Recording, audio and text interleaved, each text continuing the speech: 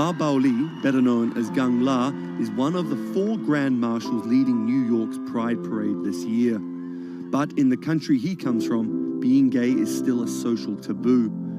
The CEO of a Beijing-based internet company is on a mission to improve the lives of millions of gay men in China. 对于每一个 LGBT 人群来说，即使这个国家不允许你跟同性爱人结婚，但是你仍然要勇敢地去选择你自己的生活，你仍然应该拥有幸福生活的权利。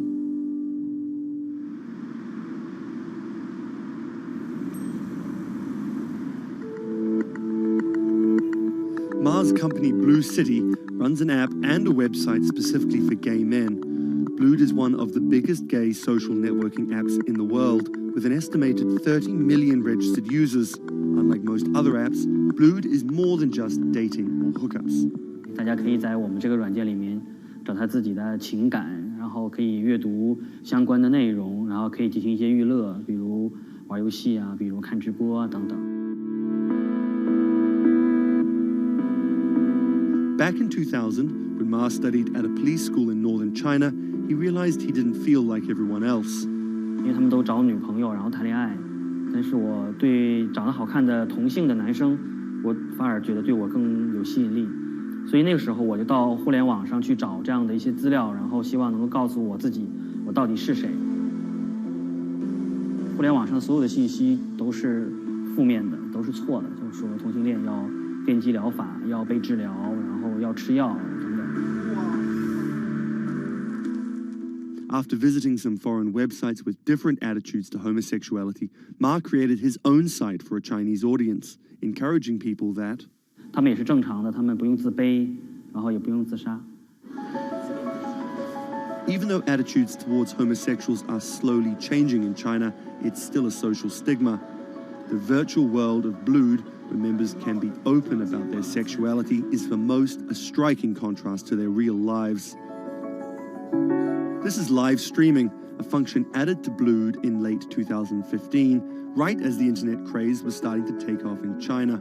Many self-made stars like Jin make decent amounts of money by receiving audiences' virtual currencies and gifts. 我们不是彼此的初恋，初恋这种事儿多不靠谱啊。For Kyle and Klaus, a couple who have come out, live streaming on Blued means something different.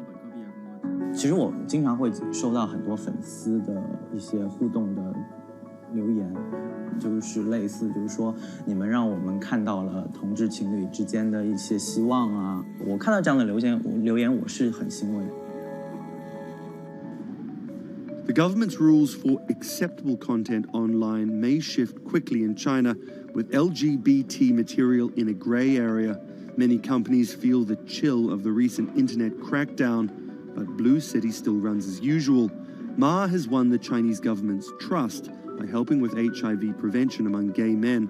A third of the company's staff are dedicated to screening pornographic and politically sensitive content. 我不太多的愿意去对抗，我更多的愿意去对话，去改变他们的想法。我觉得这个可能在中国来说是更有效的。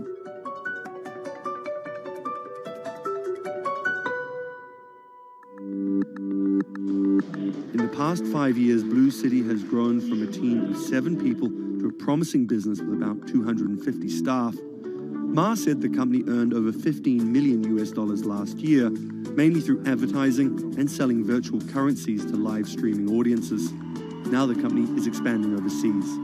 我希望吧，通过我们的努力，Blue能够成为全球第一家在美国纳斯达克或者是纽交所上市的这样的同志互联网公司。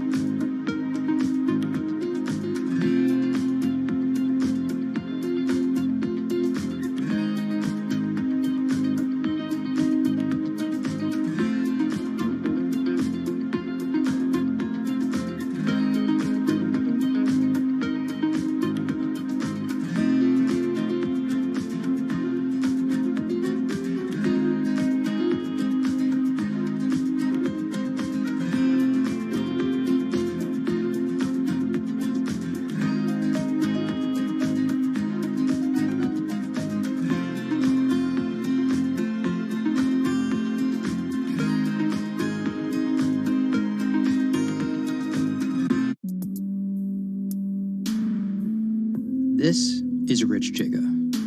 He's a Chinese rapper by way of Indonesia, and he's very popular on the internet.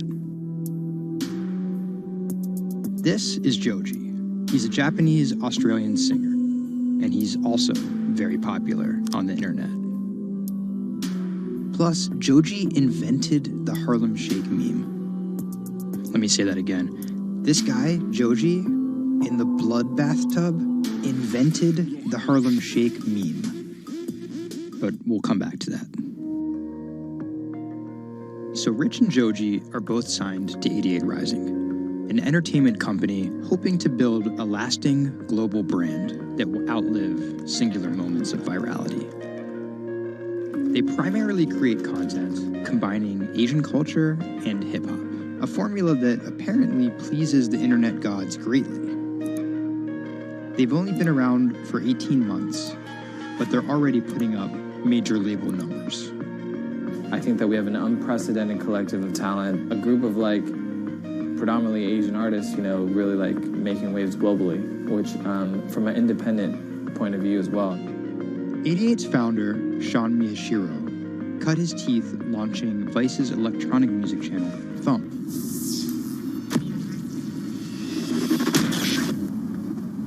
But quickly, Sean became interested in life beyond dance music. I knew that after launching a whole content platform that I have kind of the ability and the know-how to do it again, but like for what was the question. So Sean moved to the Bronx to start over and figure it out. He couldn't afford an office space, so he worked out of his car at the top of a grimy parking garage. Everything kind of started here. If you look around, this is my environment. This is my serenity, really. 88 Rising was built here. Built on the grounds of LA Fitness, residence in a parking garage. I was living in the Bronx. I'm just like, damn, where the hell do I go? So I just come up here and I just kind of figure things out every single day.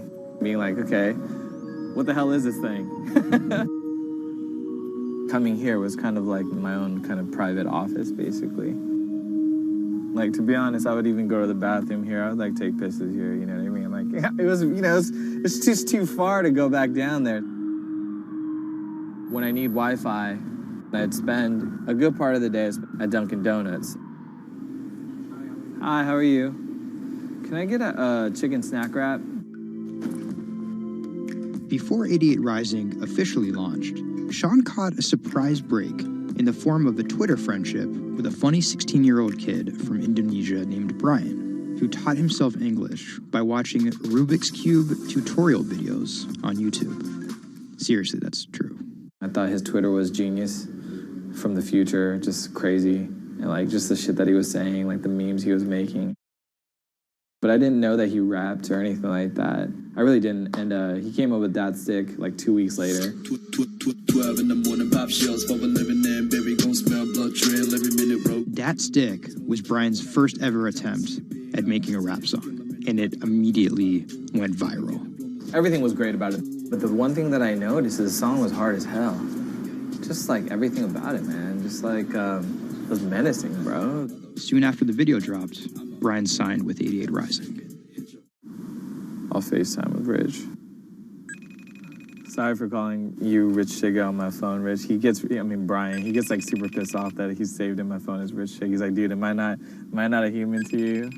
What's good, bro? What's good, brother? How you doing? Doing great. Let's do the sound check. How was it? It was tight. So, Brian could definitely rap, but some viewers understandably took offense at a Chinese kid satirizing rap cliches and calling himself Rich Chiga. But if a group of well-known rappers saw the video and genuinely liked it, that could at least help validate Brian as a legit hip-hop artist. Plus, it could be really funny. It was just kind of an idea that I just had on the spot. Everything that rappers say is better and funnier and smarter and wittier. You know, it's just more entertaining. We just edit it as tight as possible, put it up, and it really worked. 12 in the morning, pop shows. Yo, this nigga got a pouch on and a Reebok pouch. This is the hardest nigga of all time. You said when you come for a trigger like me, that was dope. Like, it's just lit, and I think people will take it as a joke at first, but it's like if he ran with that and kept doing more videos like that, it's just lit. You know, I'd never been to America before, and like all of a sudden, just like I see like all the rappers that I listen to just like reacting to my stuff, and I was like, what? How did this happen? The reaction video also went viral and even led to a remix of Dat Stick featuring Wu-Tang's Ghostface. I'll get on that track. You know what I'm saying? Yeah. Really, on the remix? Yeah. Oh, you know him? And yeah, the remix went viral too. Brian has since acknowledged the misstep in his name and claims he may change it. But for the time being, he's still Rich Chigga to his fans. An ever-growing global audience, hungry for more releases from emerging talent around the world. I didn't know that it was gonna be this impactful and this important to people, and I'm very thankful and blessed that it has. And every day now that I wake up, it's like it's just like a new mission every day. A major part of that mission involves Joji. Remember the bloody bath guy? He's a former YouTube personality in the middle of a career transition. The sound of this song, Will He, it's like a trap song that you can like slow dance to. Awkward prom shit, you know what I mean? I used to do crazy episodic internet videos. It was going well. And one day, it was me and a few friends just in a room. We were casually chilling, and then someone plays the song, and it's brand new at the time. I happened to have a lot of costumes laying around, so I told the other guys, I was like, get in these costumes and let's just dance to it, like who cares? We were like, okay, let's just go crazy at the drop. So that video goes up, I go to sleep, and the next morning, everyone's doing it, like next morning.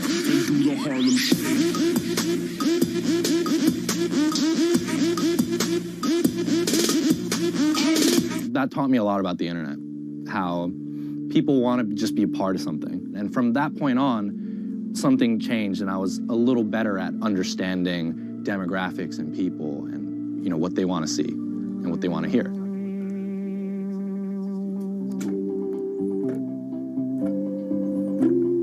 I was friends with a couple other artists who were affiliated with 88, and then I also started to realize that 88 is the bridge between Western and Asian entertainment, and I really wanted to be a part of that.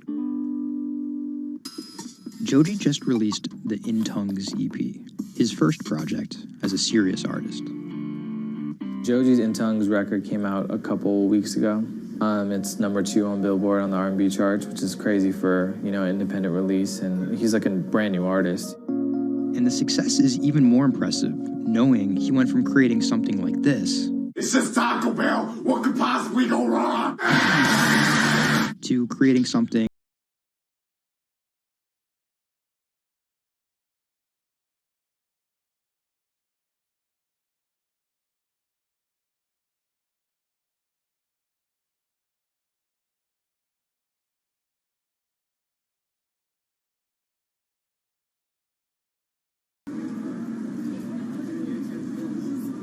Tonight, Rich Chigga has a show in New York City. Tickets sold out in an hour. I came here, I'm first online. I was here at 1. I was the third person online. So why'd you get here so early? Because I want to see Rich Chigga. I want to touch him. What do you guys think of Joji? He's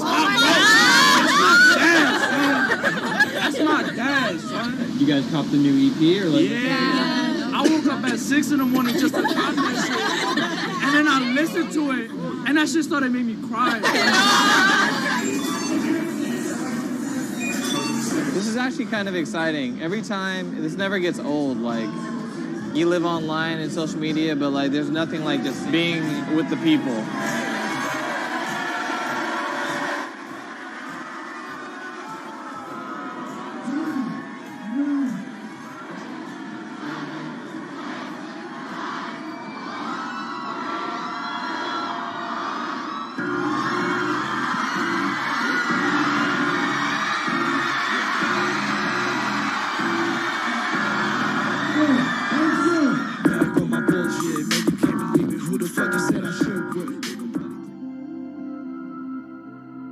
More often than not, viral success happens by accident. And then after an appearance on Ellen or Jimmy Kimmel, the creator's star power fizzles out. But Idiot Rising has figured out how to turn potential gimmicks into brands with an actual following that keeps coming back for the next thing. Oh, shit!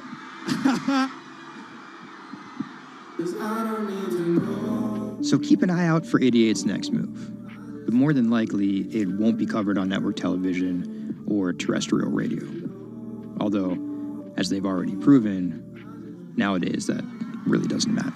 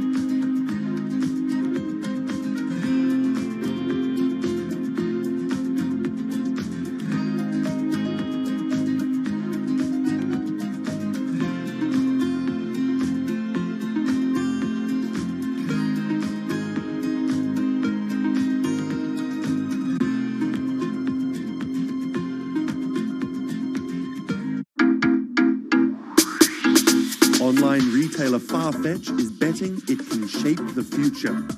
This is its concept store, showcasing the latest in retail tech. How do you capture all of that fantastic information that you gather in store with customers, touch and feel products? And we created a concept called the connected rail.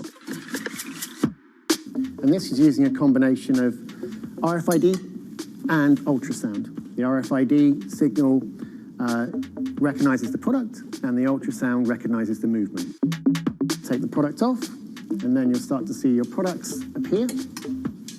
And essentially, it's like online browsing behavior. Whichever products you touch and pick up in the store are automatically sent to your app. This is effectively what you've created is your in-store wish list.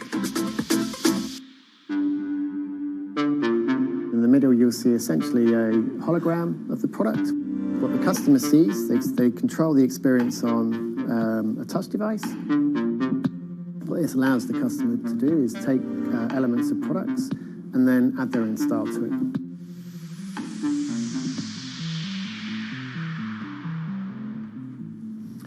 Right, so this is the connected mirror. So in this example, I see my products.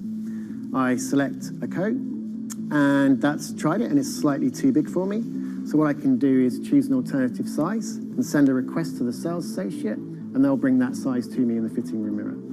You'll also see that we've got some product recommendations here. Crucially, the sales associate's able to push items into the mirror from their device. If you wanted to, you could simply use the mirror and pay and go. Your items would then be packed and dispatched to you afterwards.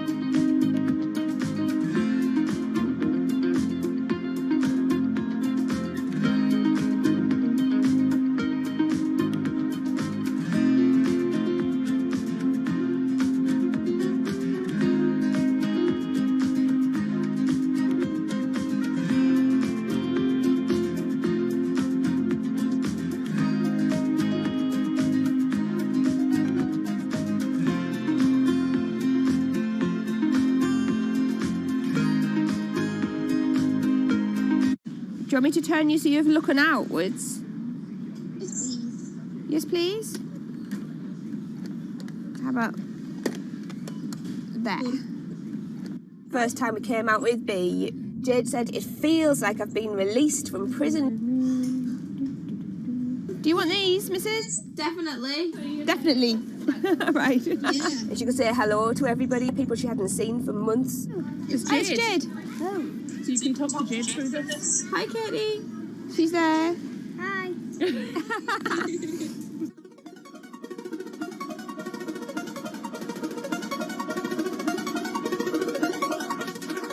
Every time anyone's seen her, they want to know why she's there.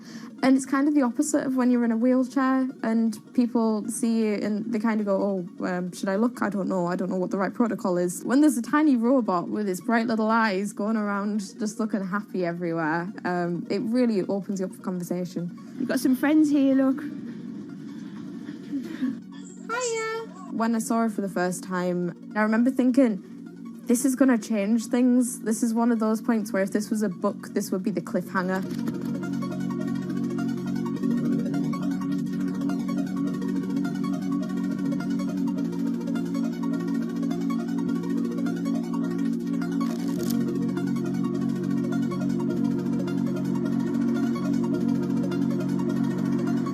condition called Ehlers-Danlos syndrome, which means that I have a lot of dislocations, there's a lot of pain, and a lot of seizures and whatnot. So I can end up on my own in my room for long periods of time.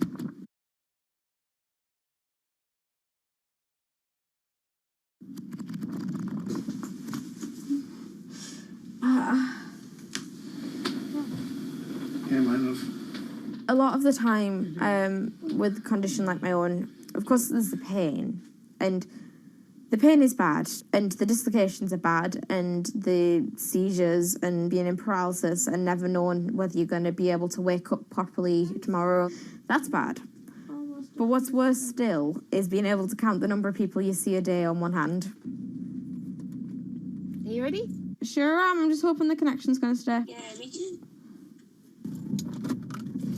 Alright, here we go. When you're used to just the same little metre by metre and a half window every day, and you've been there for months, being able to just see the sky from somewhere else, or the tops of trees, or a sign, is incredible. Or being able to have that kind of chat in the car that most people would probably take for granted. I'm going to go past Grandma and Grandad so you can give them a wave. Now, if Jade is particularly seizure-y, she can still take part.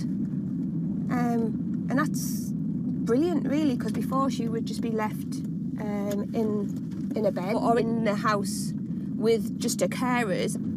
It's quite a small world, that. Right, so there's one of them. Here, this costume I'm busy making at the moment. When I'm not on bed rest and I'm not just wearing pyjamas all the time, I enjoy being able to dress as different characters and go to Comic Cons and that kind of thing, because it just lets me show a different side of myself, and it's a bit of fun. If you can't go out that often, you've got to enjoy it when you do. Was that good? It's one of those weird things where I want to not have to use B because I want to be well enough to be able to go to those places myself. Like, it really makes a big difference to me to be able to go into school. But the thing is, with my condition fluctuating all of the time, I can't go into school reliably.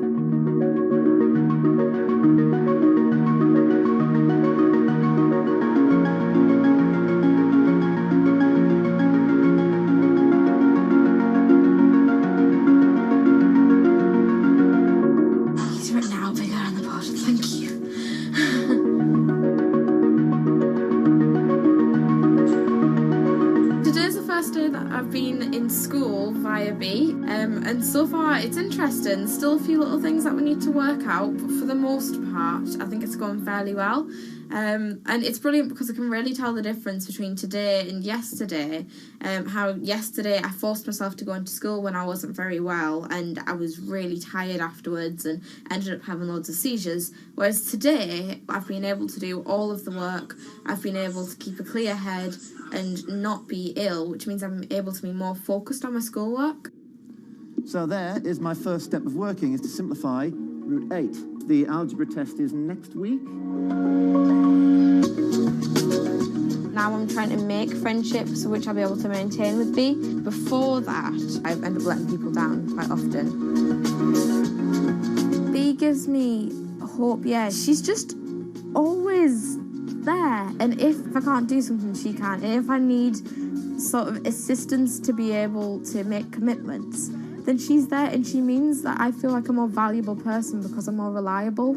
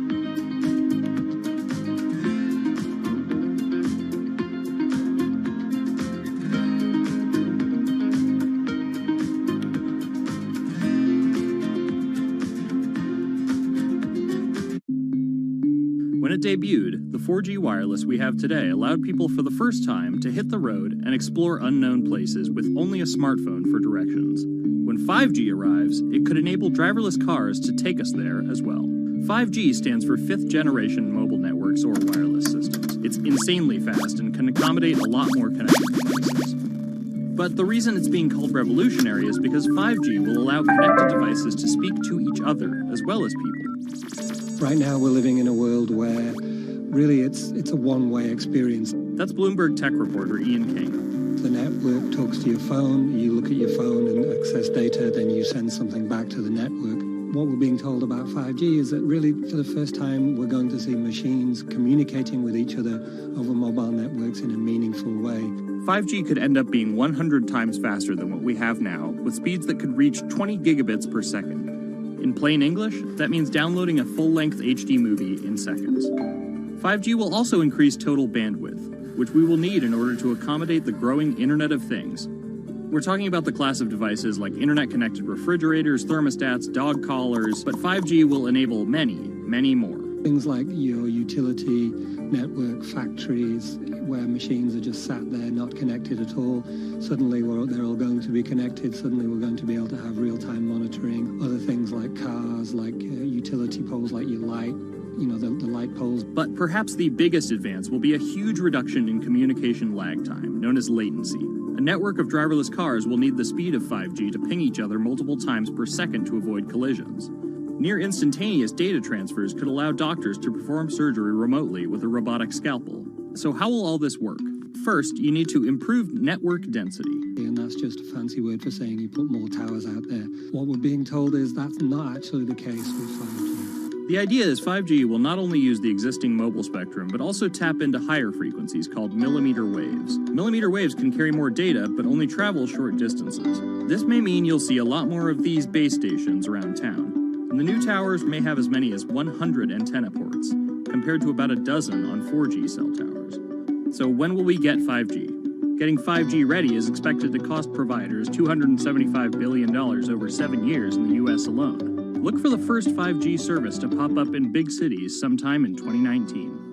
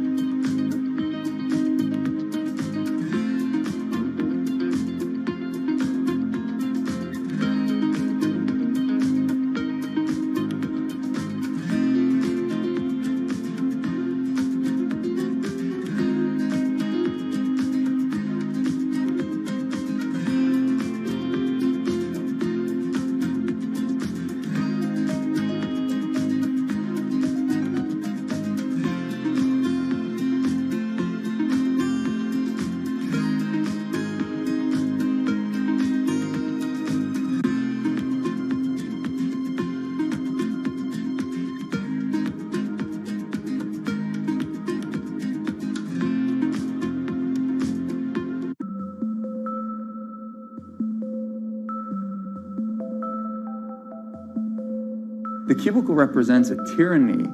It confines your imagination, your thoughts, into a small physical area. Imagine pretty much every software engineer or finance person being able to, disconnect from their desk and look at holographic monitors on a beach and doing their work from there. That's not going to be science fiction. It's the modern office place. Silicon Valley is all about building the future. A startup called Meta thinks it's getting there first, thanks to a big bet that it's made on augmented reality.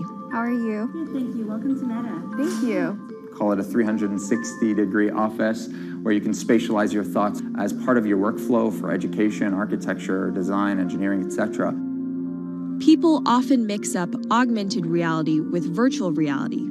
VR totally blocks your ability to see or hear the real world. AR overlays holograms onto what you already see. Meta has tried to make its version of the workspace feel familiar. You grab the hologram instead of using a controller or a mouse, and your brain already knows how to do it. In other words, we've designed an operating system that humanity has always known how to use. So you can see this eyeball, which is, by the way, photorealistic. You can see my hand is occluding the eyeball, and now the eyeball is occluding my hand, right? You see those two circles? They get small, and then they turn into this glowing white ball, and then I can move my hand around supernaturally. I can do this with two hands and rotate the thing. I can stretch it. I can throw it back right into the shelving system, and that's all you have to learn to become a modern worker. And to prove this, the employees at Meta have started to get rid of their computer monitors, trading them in for Meta's augmented reality headsets. Mayron thinks that in less than a decade, we'll all be just wearing strips of glass that can project holograms.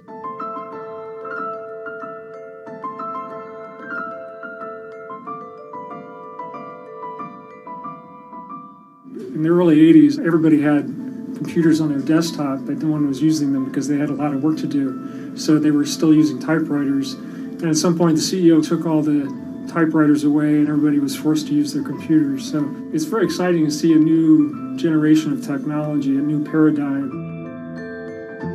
I consider us like pioneers in the holographic wild. I'm pulling up my browser with my hands and sending out emails to colleagues and just kind of really acclimating to the new environment.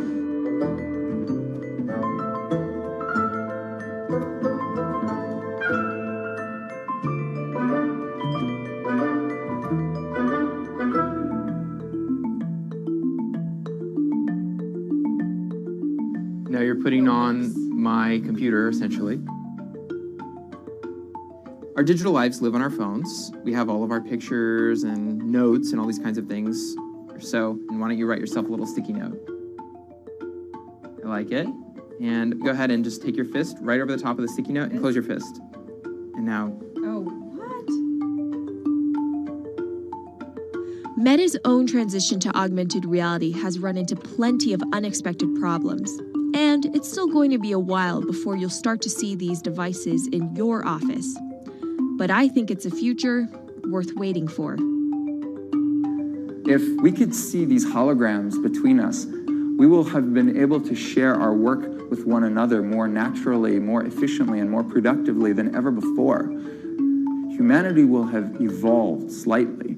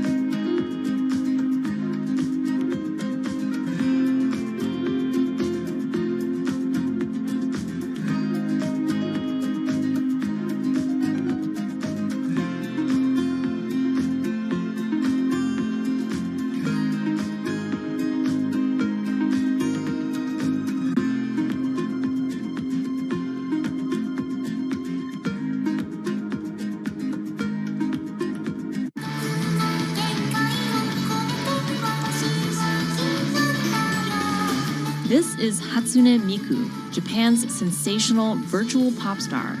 She's released over 100,000 songs in multiple languages and performed sold-out concerts around the world.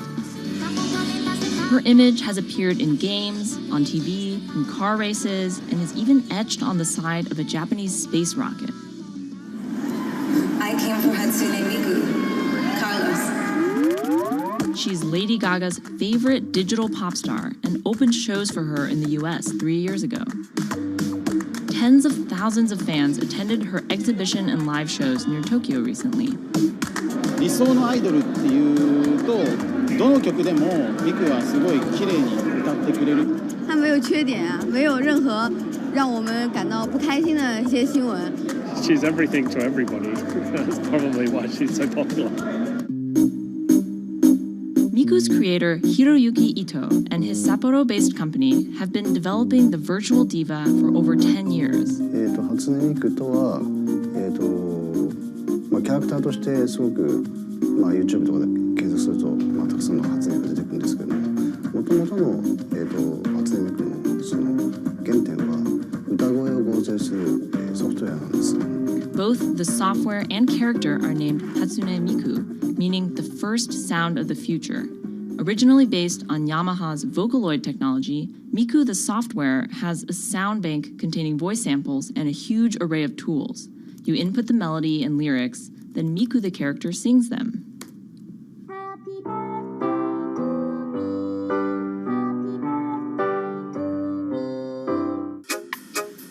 To date, Krypton has sold 120,000 software licenses at $200 each to fans around the world who use it to create numerous songs and share them online. Some of the fan-created songs are chosen to be part of Miku's concerts, for which they're paid a royalty fee. もともと初音ミクっていうその、存在自体がそのボトムアップって言いますか、中にはアマチュアクリエイターじゃなくて今もうすでに、プロになって活躍している方もいらっしゃるんですけども。The company also has other revenue streams. It makes money from merchandising, licensing deals, and concert ticket sales. According to the real-life musicians who perform with Hatsune Miku, the virtual pop star is interesting and surprising. 今年で3年ぐらい、ちょうど3年ぐらいやってきて、ライブも数十本、数百本やったの。そういうことが演奏によって起こせるためのそういう器みたいな感じになってます。初音ミクらしさって僕はあんまりない。初音ミクって何だってありっていうか。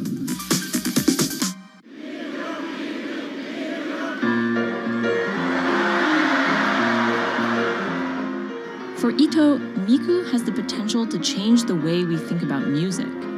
そういう新しいそのテクノロジーによって新しい音楽のあり方っていうものを模索していきたいと思っていました。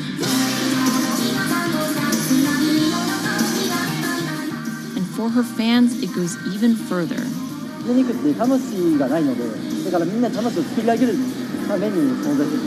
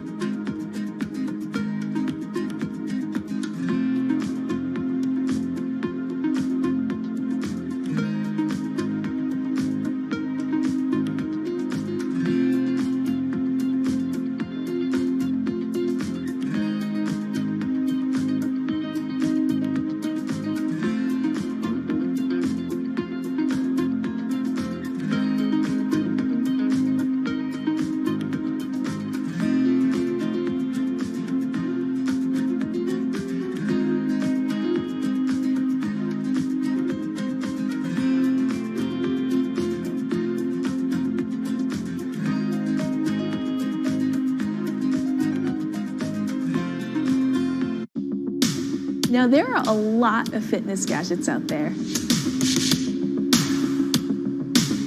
In my quest to get fit, I tested 17 of them over the last few months. At least one personal trainer I know was a little bit skeptical. Yeah, I've been watching these new technologies come to the market for almost as long as I've been a personal trainer. They're just tricks and tropes. They're not much different than the Bowflex machines or, to be honest, the original Jane Fonda workout video. But some of these gadgets that are just coming to the market do so much more than what they used to do, just tracking your activities. Out of all of them, this chest strap was my favorite. It comes with a robot coach that points to the future, one where you might not need a human trainer at all. And it works like this. You wear the chest strap so that it can read your heart rate, and that connects to Move's free app that talks to you. Welcome to Move Heart Rate Hit Outdoor Running. Let's get moving and warm up in Zone 2. Move's computerized coach tells you what to do at that exact moment, whether you're running outside or you're doing body weight exercises indoors. Swing your arms faster to get your legs moving quicker. Let's crush this round. And by reading your heart rate, she knows exactly how hard you're working. She keeps you honest. Way to go, you are in the target zone. Keep pushing, you're almost at the end of the round. Don't give up. I've been running for 7 years now, and my biggest problem is that I never push myself hard enough. I end up going on the same slow, comfortable 30-minute jog, but the Move HR Burn blasted me out of that rut. By the end of these half-hour exercises, I was drenched in sweat in a way that I never am when I work out alone. Training with a real person is great, whether that's your group instructor or your coach or your personal trainer. But humans, they're expensive. For the rest of us, this $60 gadget is all you need.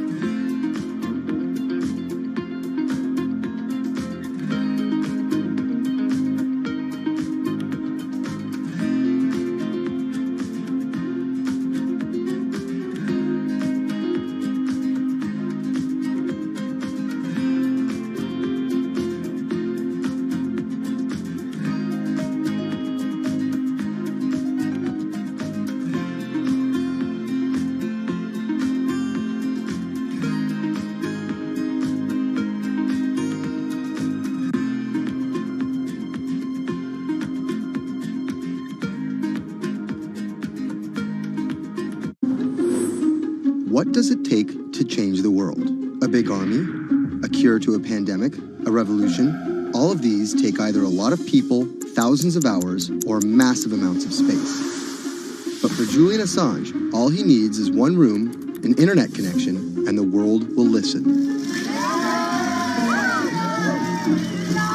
Assange is located here, and more specifically, right here. And from that location, he's posted government secrets, classified documents, and leaked emails from some of the world's most powerful people. And in doing so, has been labeled a hero, a villain, a nihilist, and everything in between. This is how an Australian programmer sequestered in the Ecuadorian embassy in London became one of the most influential and notorious people in the world. Born in 1971 in Townsville, Australia, Assange has always been on the move. Living in over 30 homes by the time he was in his mid-teens, Assange, along with his mother and half-brother, finally settled down in Melbourne. His introduction to hacking started at 16 when he was given a Commodore 64, which he attached to a modem. He attended the University of Melbourne, where he studied programming, physics, and mathematics. He never graduated, but that doesn't mean he didn't get an education. By 1991, Assange hacked into the Pentagon, U.S. Navy, and other branches of the U.S. government. In 1996, he was caught by the Australian Federal Police and charged with over 30 counts of hacking and computer-related crimes. He didn't get any jail time, but he was fined $2,100. I think the first taste of what would come later was the hacking that he did as a young programmer, and that really sort of foreshadowed a healthy skepticism of the use and abuse of technology by governments. That's Vernon Silver. I'm a reporter for Bloomberg's investigations team. Assange's youth as a hacker laid the foundation for him to start WikiLeaks in 2006. But what is WikiLeaks? It's a website that posts unfiltered, usually classified documents. What separates it from every other media outlet is that they have no editorial hierarchy. With a publication like the New York Times, information comes in, they take that information, package it, then disseminate it for the public to see. WikiLeaks, however, cuts out the middleman. WikiLeaks gathers information, most of it given to them anonymously. So what they're doing is really very simple. They get the information in one end from who gives it to them and out the other with sometimes minimal interference. Julian Assange is the leader of that, the mastermind, the creator, and really, because he thinks of it as a journalistic enterprise, the editor-in-chief. But every story starts with a source, and Assange has some unconventional sources. Julian Assange does not hack as far as we know. He is the recipient of people who are either insiders who give him secret documents or hacked emails from a foreign power. That's Eli Lake. I am a columnist for Bloomberg. And there was no source bigger for Assange than Chelsea Manning, who used to be known as U.S. soldier Bradley Manning. In 2010, Manning provided Assange and WikiLeaks with hundreds of thousands of leaked government documents. WikiLeaks quietly began releasing the documents in February of 2010, then made big headlines in April by posting what is now known as the Collateral murder video. Come on, fire! It was a vivid, graphic video. It changed the debate on the Iraq War, and importantly, it put WikiLeaks on the map when they put it online, and they couldn't be ignored at that point. And those leaks were just the beginning. They went on to post more than 90,000 leaked documents known as the Afghan war logs, 390,000 documents known as the Iraq war logs, and 250,000 private messages between diplomats called cables in what is now known as Cablegate. These leaks were met with very real ethical questions. The problem with publishing those cables was that a number of confidential sources for U.S. diplomats who faced real danger when their names were exposed. Then Secretary of State Hillary Clinton drove the point home that every country, including the United States, must be able to have candid conversations about the people and nations with whom they deal. Shortly after Cablegate, the Swedish government issued an arrest warrant for Assange on allegations of rape and molestation. He claimed the allegations were fabricated to get him extradited to the United States, a claim the U.S. government denied. Either way, Assange's next move was to seek refuge in the Ecuadorian embassy, which really was the beginning of the new chapter in his life and what we're dealing with now, which is him being stuck in London. What was supposed to be an office in an embassy is now Assange's self-imposed prison to this very day. But that doesn't mean he's slowed down. Since being trapped in the embassy, WikiLeaks has released files about Guantanamo Bay prisoners, Syrian political figures, and the draft to the Trans-Pacific Partnership. And then came the 2016 U.S. election. Thousands of leaked emails showed Democratic Party officials possibly plotting against Bernie Sanders in his race against Hillary Clinton. Over the course of 68 days, WikiLeaks released 20,000 confidential Democratic National Committee emails.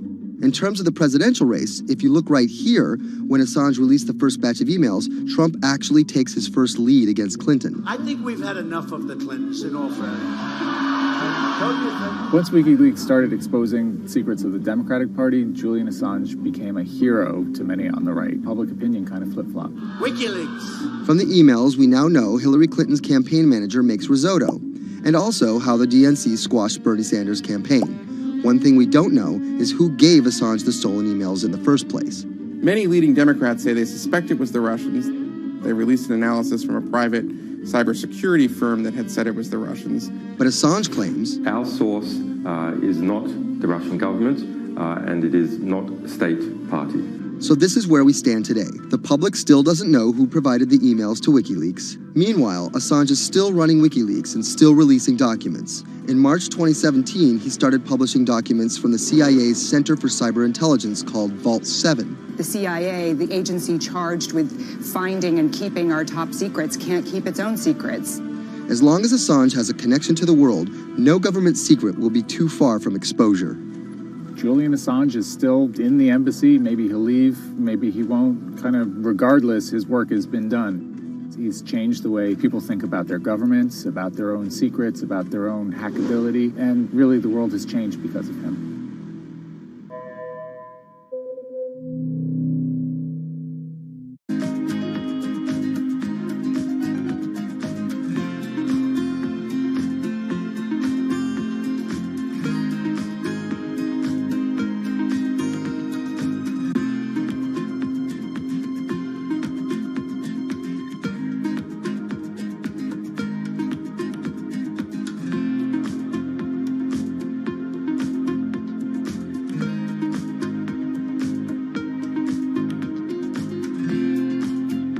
In the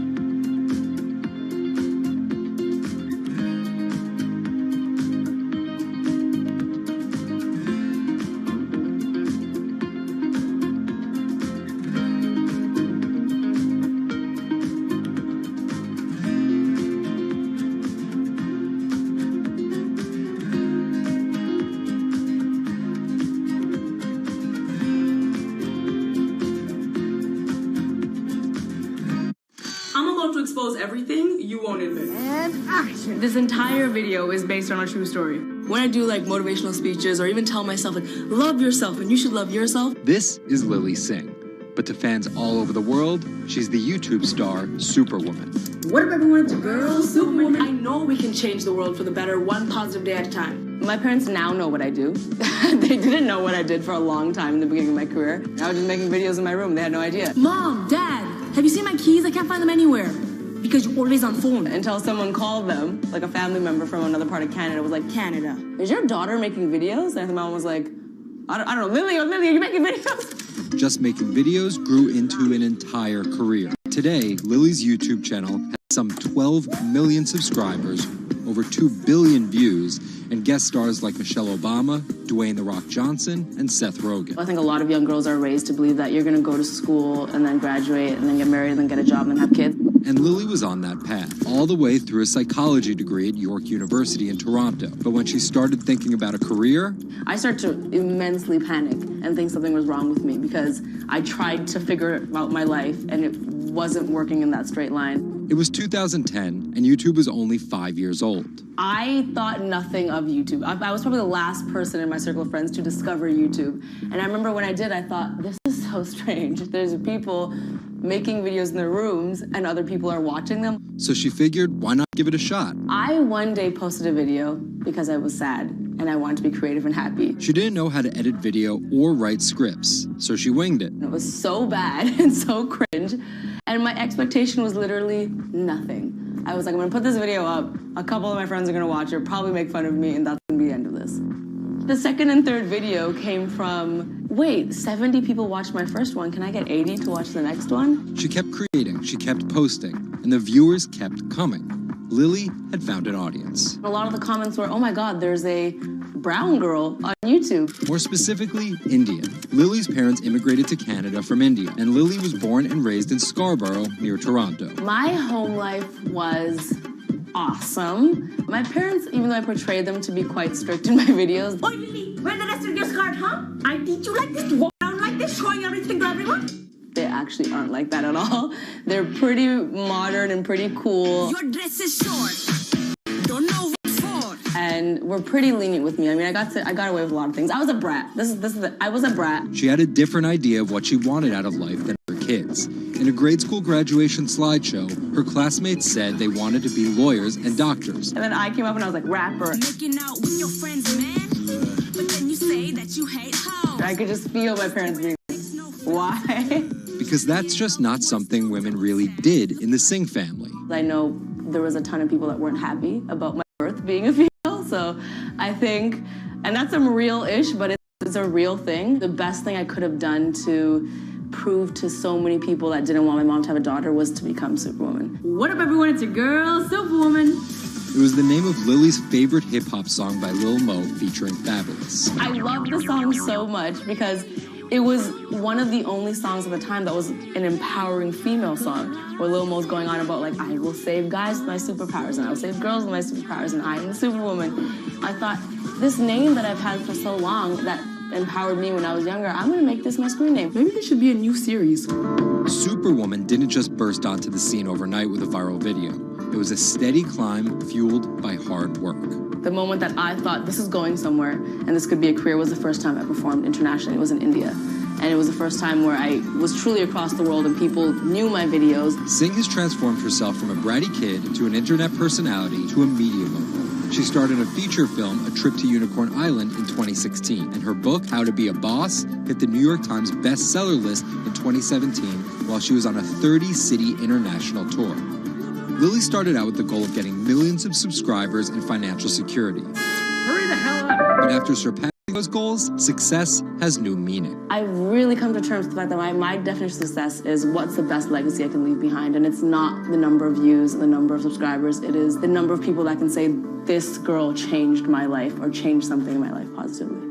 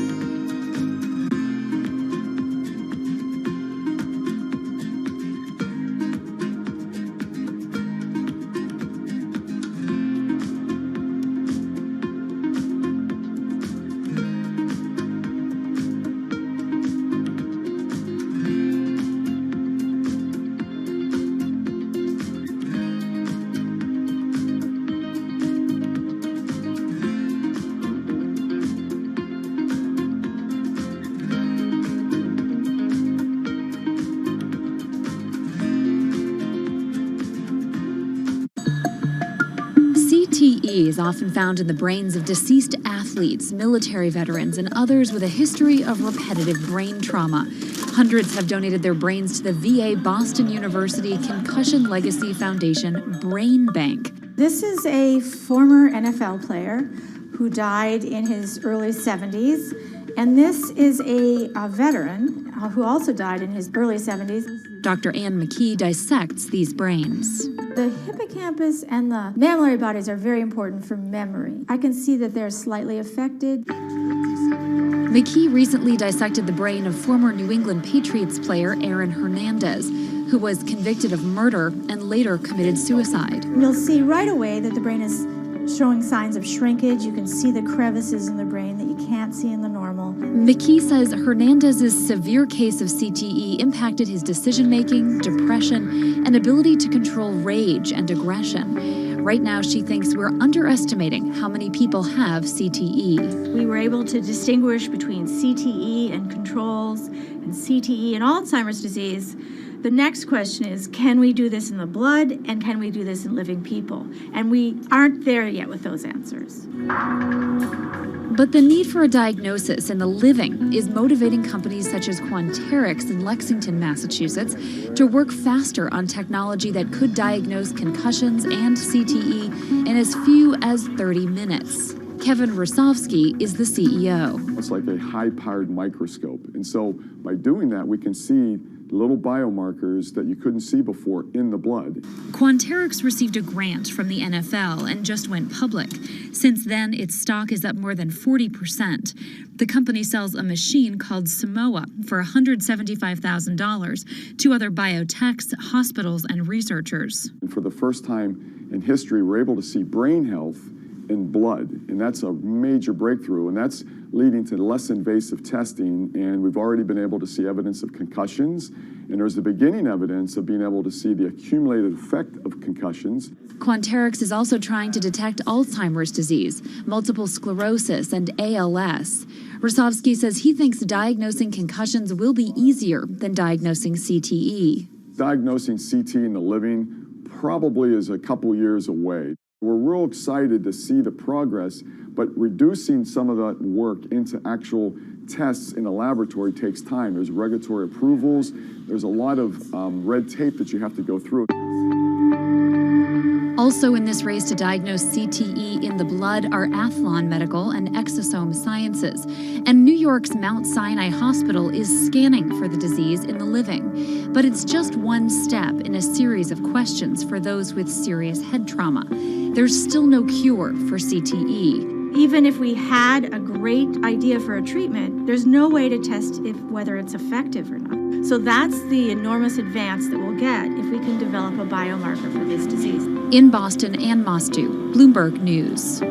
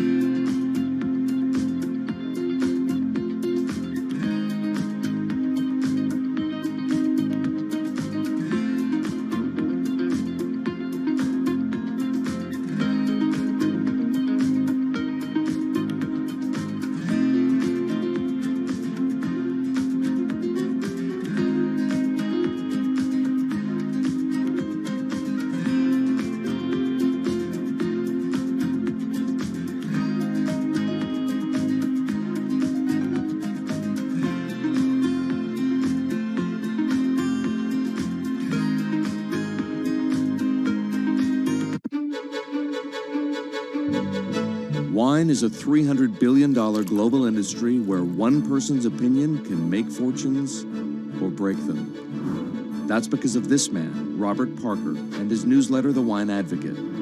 For 3 decades, he dominated as the world's most influential wine critic. Now Parker's protege is building an empire of his own. Antonio Galloni runs Venice. Antonio, tell me, what are you trying to build at Venice? Well, at Venice, we started with the idea in 2013 of building a world-class platform. We have a database of about 250,000 professionally written reviews. On Delectable, we have 7 million user reviews. Through Delectable, we also have a partnership with Whole Foods and several other partnerships that we can't announce just yet. And when you put that all together, what we have is something that no other company in our space can even come close to. Do you think of yourself as the next Parker? Not at all. Why? Because Steve Jobs said you can't live your life trying to be somebody else. So he's one of my biggest influences, and I've never wanted to be a replica of somebody else because a replica is never as good as the original. Bob is a genius, fantastic, one of a kind. We're going to be something completely different, and I have no desire to be some version of somebody else. Different in what way? Every decision that I've made at this company is completely anathemic to what Bob did with his company. I want our writers to be partners. All of my senior people are locked into the company. They all have equity or they have a path to equity based on business results. That's something that we never had at Parker. Our benefits are world-class, and everything that we've done at Venice is completely different from that model. When Steve Tanzer, who is the most experienced active wine critic in America, wants to work with us, that says something. When Alessandro Masnaghetti, who's the best cartographer of vineyards, wants to work with us, that says something. When Neil Martin, who's a superstar wine critic with enormous experience in Bordeaux and Burgundy and the former lead critic at The Advocate, wants to come and be part of our team, that says something. You make it sound like The Wine Advocate was a disaster as a company and a miserable experience as an employee. No, it was great because I got to work with Bob Parker when he was at his prime, you know, and Bob was like a second father to me, and we talked on the phone all the time, and he gave me great advice. Can anyone's palate dominate the wine criticism business the way Parker's did, and should anyone's palate dominate it the way his did? I just think the world is very different today. You know, it's just a totally different world. It's probably not healthy to have a single person dominating the world. It's not even wine criticism, it's the wine industry. Yeah, that's probably not the healthiest thing in the world. But I think that there's just such an opportunity right now with social media and technology to reach such a massive number of people that I think it's possible that 1 or 2 people will actually have more influence than Bob Parker did, because they will, again, this goes back to your first question, not trying to be a version of somebody else. You see this in sports all the time. It's like, oh, well, nobody will ever beat this record. And then somebody comes along, you know, it's like tennis, Pete Sampras. Nobody's ever going to win as many Grand Slams. Now you have 2 guys who are ahead of that and 1 knocking on the door. And so I think a lot like that. You're a former investment banker. How does that inform and influence what you're doing and what you've done? My generation has had to deal with a lot more challenges. That's why I think we're actually much better poised for the future. My first job in finance, the first thing that happened was long-term capital, 1998. Then the tech bubble melted down. Then there was a mutual fund trading scandal. You know, that was all like within about 5 or 6 years. And these are the things that I had to deal with as a young executive. My peers who were 20 years older didn't know how to manage in crisis. They'd only seen Black Monday.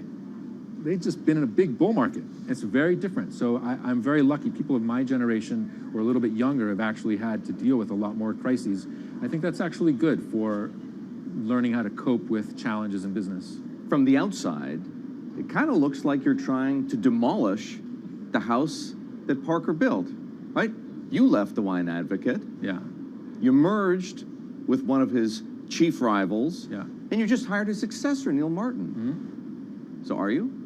I think what that says is that all the best people want to work at our company. And that's really what we strive to create starting in 2013. We wanted to create a world-class company that would attract the best-in-class talent, and not just on the content side, on the technology side, on the digital side, our office, and at every level, what we're trying to, we only hire superstars, and we're looking for those superstars.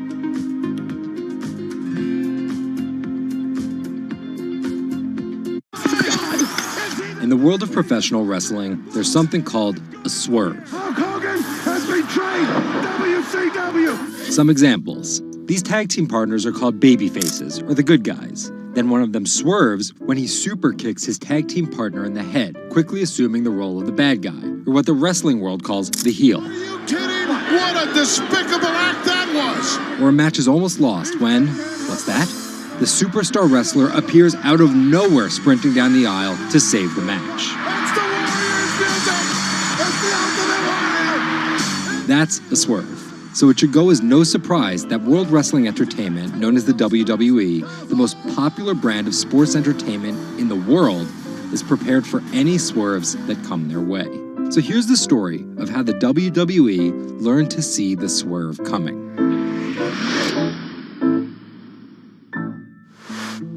So I spoke to Bloomberg reporters Felix Gillette. I'm a writer for Bloomberg News for the global business team. And Kim Basine. And I'm the U.S. luxury reporter at Bloomberg. To find out exactly how the WWE is positioning itself for an all-out global invasion, which starts with a massive change to their lucrative pay-per-view model. WWE basically pioneered the pay-per-view model on cable. I remember as a kid, when the pay-per-view events came up, all of our friends would scramble around and try and get one of the parents to pay for it. But in 2014, they took a huge risk. They saw a little bit sooner than some of the other entertainment brands that where this whole thing was moving was away from cable and satellite television and towards on-demand streaming video apps. They made this risky decision, in essence, cannibalizing that pay-per-view model, which they had essentially built. And after some early turbulence, it's working. Roughly 1.5 million people are paying $9.99 a month for the WWE app, making it the 5th most popular streaming OTT service. This adapt-or-die approach is in the WWE's DNA. Over the past 30 years, the company always seems to think 2 steps ahead. In the early 90s, WWE was at its most threatened when Ted Turner took them on with WCW, which stands for World Championship Wrestling. And back then, the WCW was winning the ratings war. So in order to compete with them, WWE had changed its product from a family-friendly kind of cartoonish style to this really raw. That's why they called their show Raw. It was this raw style of wrestling. With violent, outrageous, reality-inspired plot lines and aggressive personas. From a 16-foot ladder! And they won that fight against Ted Turner. And they bought WCW. The early 2000s ushered in an era of testosterone-driven programming aimed at the red-blooded American male. Bra and panties matches, and people smash each other over their head with like barbed wire bats and things like that. Until 2015, when WWE fans started a hashtag Give Divas a Chance. Since then, WWE has hired 40 more female wrestlers, and that growing cast of female characters was part of a much larger plan. They started to try to appeal to a broader set of people. Let's attract more female fans. And after we've attracted more female fans, let's attract more international fans. They're broadening their base, and they're doing that in large part to make it more advertising friendly. And not just friendly to advertisers. They're trying to build up their fan base in China. They're trying to build up their fan base in Europe. They, already have a pretty good fan base in India. India is a place where they already have an established wrestling culture. Because of the gigantic Indian wrestler, the Great Khali. But there's still a lot of work to do. While the WWE set a revenue record in 2017, only 30% of it is coming from an overseas audience. And there's one person whose responsibility is to grow that number. The buck eventually stops at Vince McMahon, no matter what's happening within WWE. Yeah, he's a very controlling guy, and it's a very, very, very tightly scripted company. And that goes all the way down the board to big stars' entrance music. And their outfits and things like that. So with a CEO like McMahon always planning 2 moves ahead and an aggressive push into multiple international markets, a big issue is money. It's hard to do all those things simultaneously without committing a huge amount of capital to it. And that's where the WWE becomes an attractive company for buyers. Potentially, one thing that could happen with WWE is they could benefit by being acquired by a bigger technology or telecom company, an Amazon or Facebook Facebook or a 21st Century Fox. So with a market cap of $2.8 billion, the advantage of owning 100% of their own content, and a rapid consolidation spreading throughout the entertainment industry, it looks like the WWE is well positioned, even if there are swerves. Our world is changing. Every day, it changes a little faster. Some changes are too small to see. Others, too big to handle. Sometimes, change feels slow. So slow, we don't even notice. Other times, it happens all at once, and we can't keep up. For our climate, change means many things. And between too small to see and too big to handle, there is a whole world of difference. The clock is ticking. This is Bloomberg Green. Saving the seas. This week, the deep-sea diver who stopped writing the ocean's obituary to find a solution. Enric Sala tells us why the next 10 years matter most. And globalization needs to get greener. Shipping accounts for nearly an eighth of all transport emissions. How can the industry clean up its act? Plus, protecting coastlines comes at a huge environmental cost. But one Israeli startup found a way to keep the sea out and the animals in. From London, I'm Anne-Marie Hordern, and this is Bloomberg Green.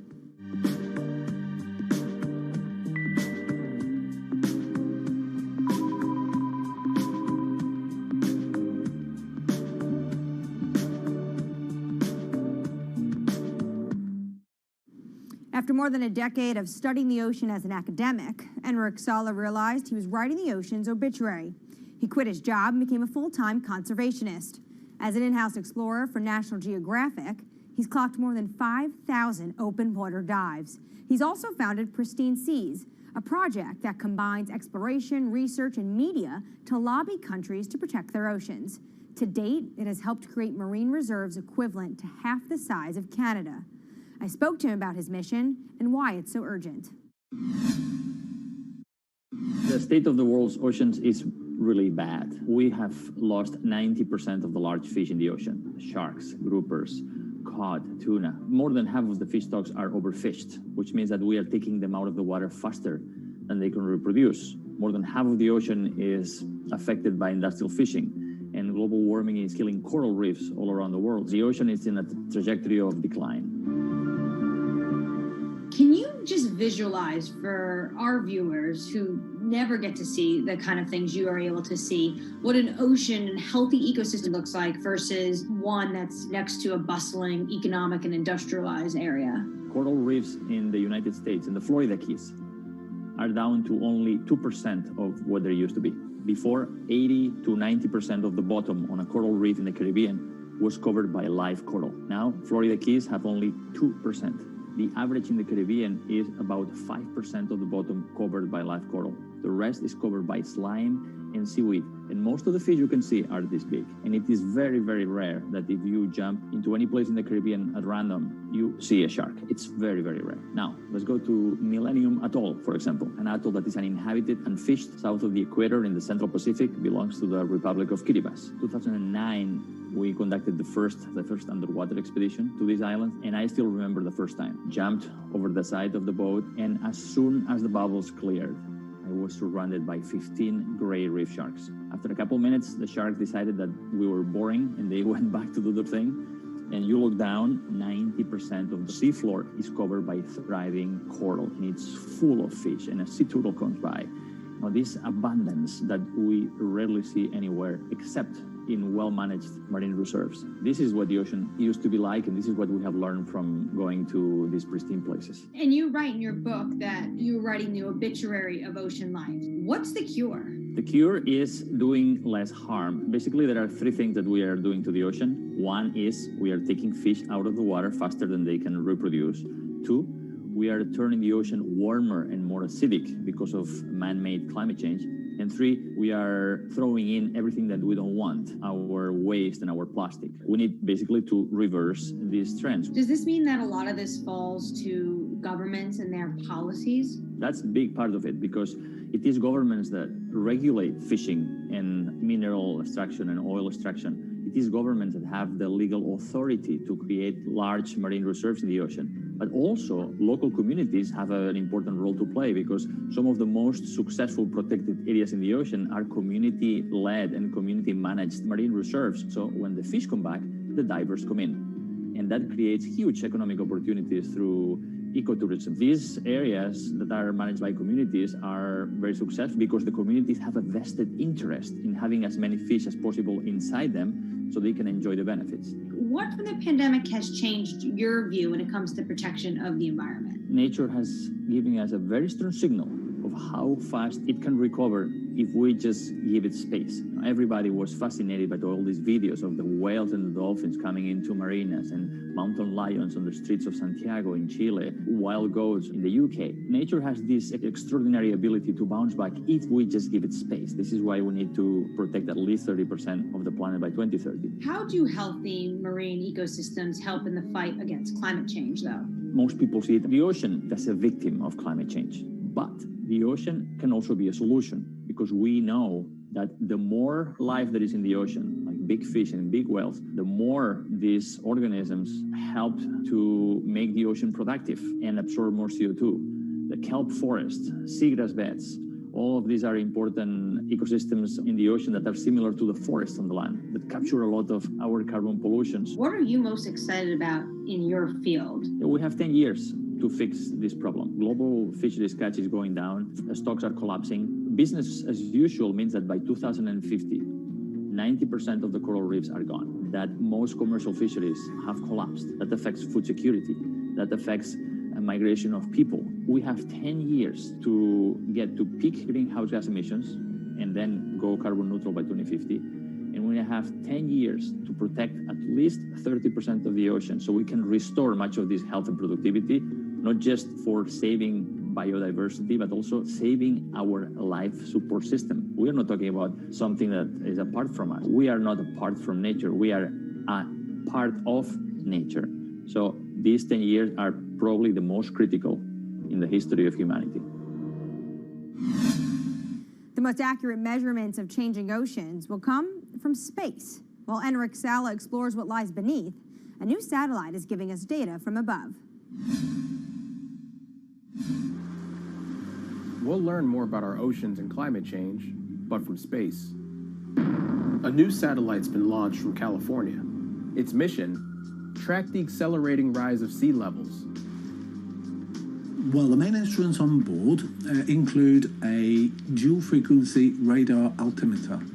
This is the primary instrument of the mission, and that's the one that's measuring sea surface height, significant wave height, and wind speed over the ocean. And from those measurements, we can actually have the superb measurements that we expect of sea level rise. Data gathered from Sentinel-6 will be used alongside information from other satellites to build as complete a picture of the oceans as possible. With a long record, we can precisely measure the acceleration. We eventually can detect new regime, tipping points. For example, if there is a runaway in the melting of Greenland or Antarctica, sea level will record this runaway change because it is an integrator of all changes that are occurring in the climate system. So we will be able to see some change, big change in the global climate. The National Oceanic and Atmospheric Administration expects that sea level rise will increasingly threaten U.S. coastlines. One example, the southern tip of Manhattan is expected to flood 20 to 40 times a year by 2030. 11 of the 15 largest megacities are located at the coast, and this number will double. The number of people living in coastal area will double by 2060. So, knowing how much sea level is rising at the coast and how much it will rise in the future in coastal areas is as obvious. It's obviously a major goal for human beings. Coming up, from sails to steam to oil, the shipping industry is no stranger to change. But how will it navigate the next transition? This is Bloomberg Green.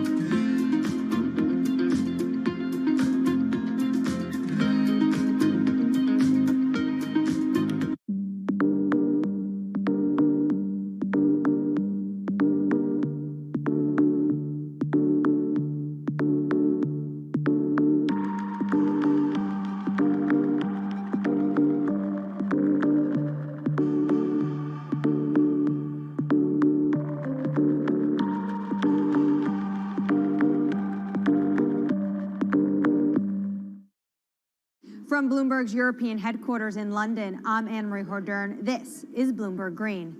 Now, for your roundup of this week's latest climate news, Jennifer Zabazaja has your Green in Brief. Here's the climate news you need to know. Deforestation of the world's largest rainforest has hit a 12-year high. More than 4,000 square miles of the Amazon rainforest was destroyed in 2020. That's a 9.5% increase from a year earlier. Government data shows that destruction has soared since President Jair Bolsonaro took office and weakened environmental enforcement. The Amazon is home to millions of species and plants and is critical in the fight against climate change. Bitcoin is hitting all-time highs, but at what cost to the environment? The cryptocurrency is energy intensive, and there are concerns if it becomes mainstream. According to MIT, back in 2018, Bitcoin's carbon footprint was almost as big as Portugal's. Want to get better at tackling climate change? We'll hire more women. That's according to Bloomberg New Energy Finance. Firms with 30% or more women in top jobs tend to perform better when it comes to the environment and are more likely to set clear climate goals. Shopping online is more popular than ever now, but the price of convenience is measured in CO2, and more deliveries means more fuel burned and more packaging wasted. So what can companies do? Well, many are becoming more efficient and sourcing more clean energy for their data centers and warehouses. And England's farmers will be paid to go green after Brexit. As European subsidies are phased out, they'll get new money to encourage them to produce healthy, sustainable food. Poor farming practices are one of the leading drivers of water pollution and the loss of biodiversity. I'm Jennifer Zabazaja in New York. Anne-Marie, back to you. The shipping industry is more than just the grease on the wheels of globalization. It's its chief enabler. 11 billion tons of goods are transported by ship each year, the biggest contributors being 2 billion tons of oil, 1 billion tons of iron ore, and 350 million tons of grain. According to the International Chamber of Shipping, 80% of Europe's imports and exports happen over the seas. And for such a vast industry, it also contributes its fair share of emissions. Shipping makes up 12% of global transport energy consumption. So how does it clean up its act? Earlier, I caught up with Bloomberg Green reporter Laura Milan about just how big of a challenge this is going to be for the industry. One of the main issues is size. So about 90% of the world's cargo is moved by ships. So obviously changing such a huge industry is not going to be fast and it's not going to be easy. The second issue has to do with technology. So ships obviously travel for many days at sea. It's not as easy for them to refuel as it would be for a car, for example, going on a road.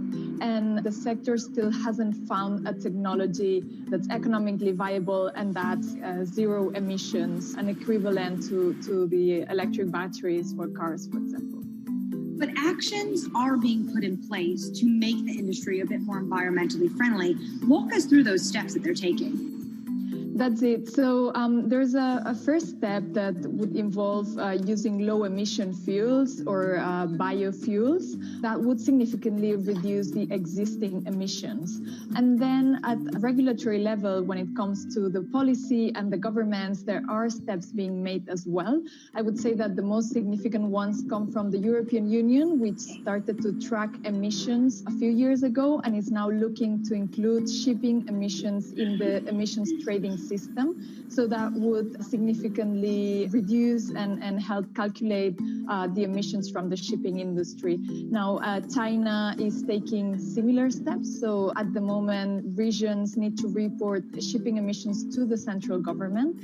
And finally, we have the International Maritime Organization with a pledge to reduce shipping emissions by 50% in 2050. Now, we must say that that pledge has been considered insufficient by environmental groups, but at least some steps are being taken.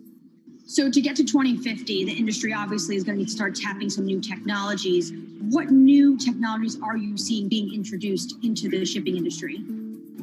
So we have seen pilot technologies being developed for years now, but what's interesting about this current moment is that we're seeing big players invest in these technologies that are not yet economically viable, but that one day might be. So for example, we are seeing earlier this year, the world's largest agricultural commodities trader, Cargill, saying they will invest in attaching sails to their ships so they can make any technology that they run their ships on more efficient. Similarly, we have seen a spin-off of Airbus, the aeronautics company, developing a similar application with kites. We have been following also developments in hydrogen.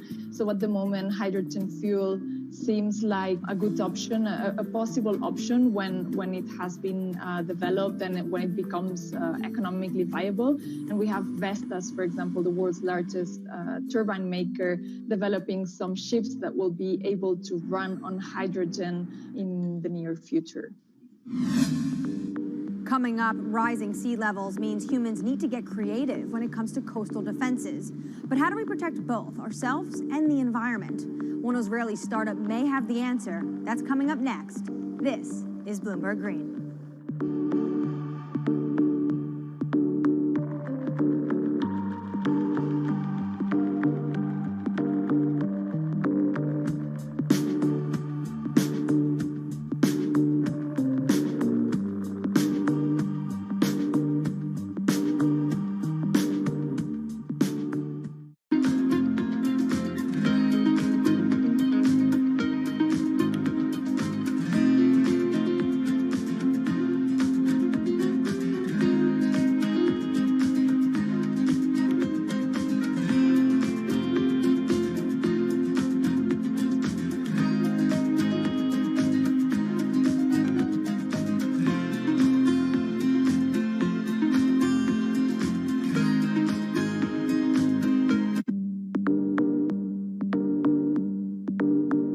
In London, I'm Anne-Marie Hordern. This is Bloomberg Green. After water, what's the resource that humans use the most?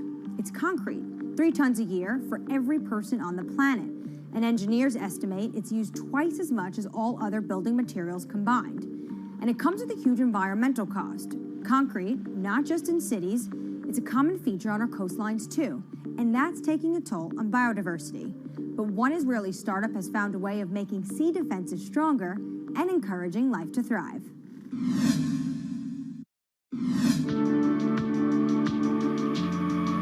If you take a look at concrete structures like breakwaters or seawalls, the water around them is often clear. That's not actually a good thing, because it means there's no life. Marine species are actually most abundant in coastal areas, but it's also where us humans prefer to live too. So when we build here, we drive away marine life. The concrete in the marine world has a lot of additives, a lot of chemicals, and some of those materials are actually leaching out, and they're actually prohibiting marine life to thrive. If we keep developing without any regards to natural communities, there is a tilting point from which beyond we cannot really go back.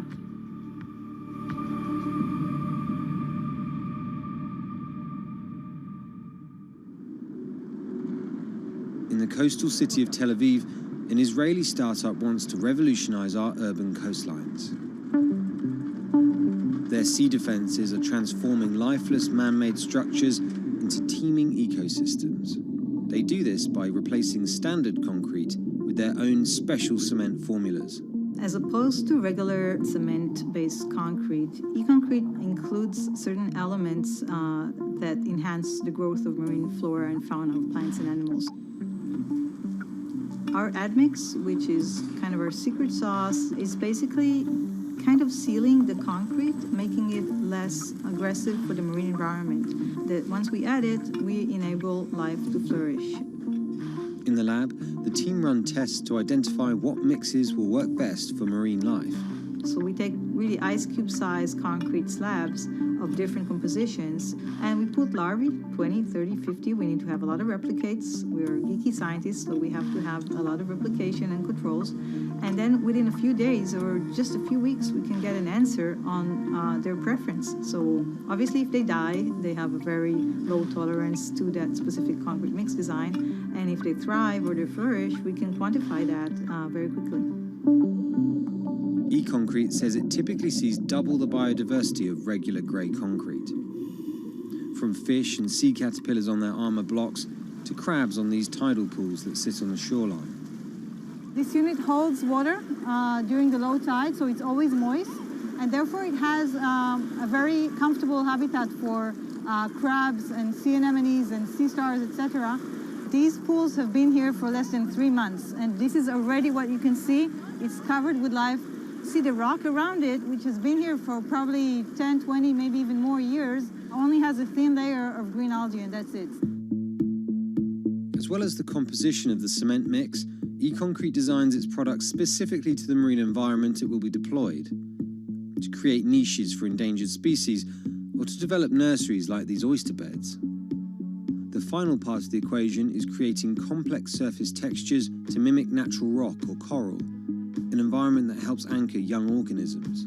When concrete elements are being cast, the typical goal is to have a very slick surface, very, very smooth. The idea is to get the water to flow right across it. When we're designing e-concrete with a rough surface, we want to do the complete opposite. We want to slow the water when they are crossing the structure so that the larvae can actually adhere and attach to the surface. E-concrete has to offer its clients more than just ecological credentials. Over time, they've discovered that creating hospitable habitats for marine life adds another advantage, one that is surely hard to ignore. We've seen evidence to the fact that the growth of the organisms on the concrete create kind of a layer of defense. Just the addition of weight, we can actually gain stability and strength over time. This is let's say the unit when we put it in the water. And this is after a year in the water. And what you can see here is all the oysters are completely covering it. We designed the units so they can withstand the forces and perform in terms of structural performance, but they can also be a backbone for ecological enhancement. The company tests its miniature designs in tanks full of real seawater, rocks, plants, and animal life from around the world. What we're looking for is the accumulation of calcium carbonate on the surface of the concrete of different mixes and different designs. This is the process that we call it biogenic buildup. So with time, we get a buildup of calcium carbonate that is sourced from marine organisms on the surface of the concrete. And we actually encapsulate the concrete with a natural rock. So when the organism die, in the case of a coral, it will die, and then another coral will sit on it, and that's how a reef is growing. The hope that our man-made structures could become stronger over time also means better economics. The units require less maintenance and could therefore stay in the water for longer. E-concrete, though, is just a few years old, so it needs more time to really quantify the longevity of its products. But the company are certain their products are better for the environment, and not just in terms of improving biodiversity. We're kind of trying to offset some of that immense carbon footprint of the concrete industry. Construction is responsible for about 11% of global carbon emissions.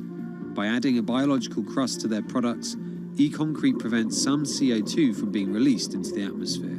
For every kilogram of calcium carbonate being created by those marine organisms, we're offsetting 120 grams of CO2. So think about building a port infrastructure or a city waterfront that is an active carbon sink. I think that's a great advantage of the technology.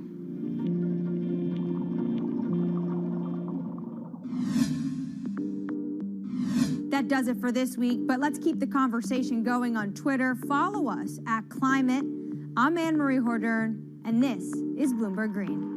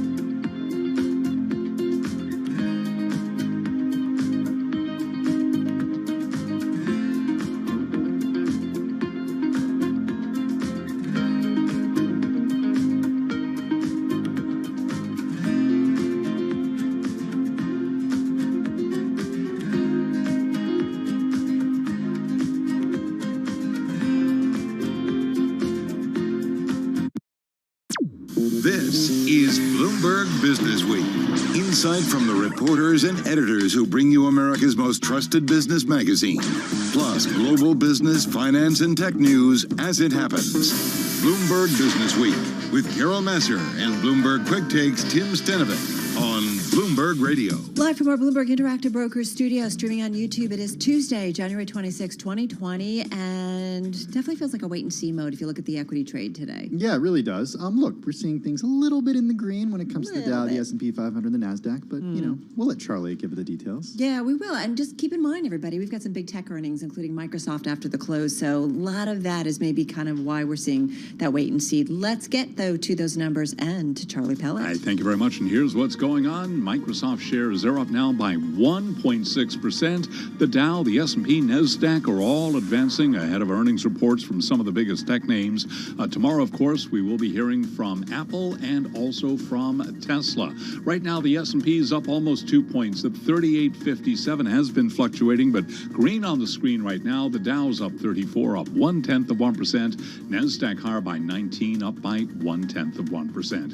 GameStop shares, they are pushing higher again today. An ongoing story. GameStop up now by 48%. 10-year down 1/32nd. 10-year yield 1.03%. Gold down 0.2%.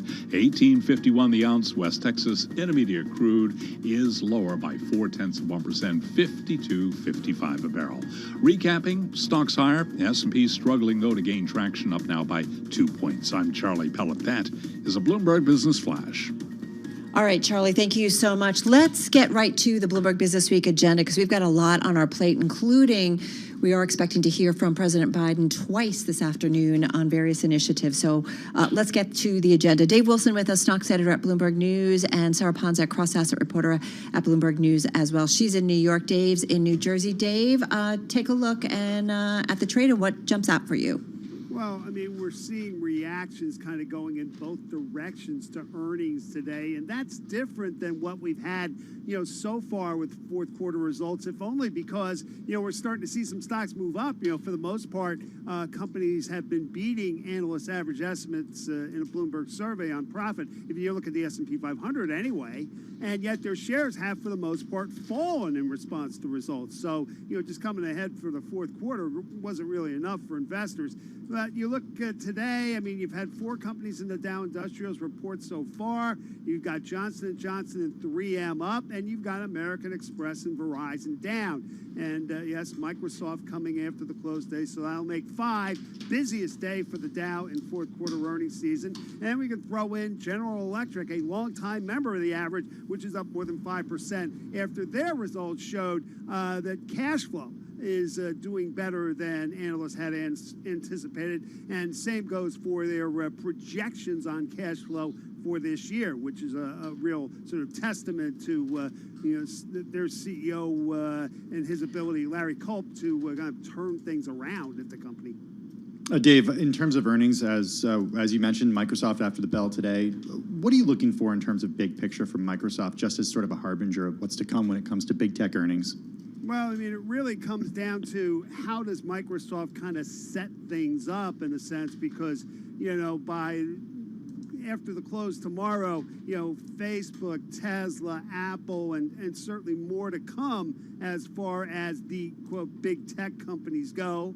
And so, the issue becomes, after all the gains we've seen in these shares and the extent to which they've kind of dominated the market over time, maybe not so much in the last few months, but certainly, looking back the last few years, it's like, what has Microsoft got to say about its prospects? I mean, are things kind of lining up? How's it doing on a competitive basis? Right. We will certainly find out after the closing bell. And just a quick check on Microsoft shares ahead of that. Oops, it's not coming up, but there it is. Stock's up about 1.8%. Sarah Ponzak, cross-asset reporter at Bloomberg News. Come on in, because your story is the most read on the Bloomberg all day long.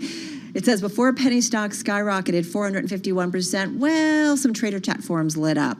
This is the environment we are working in.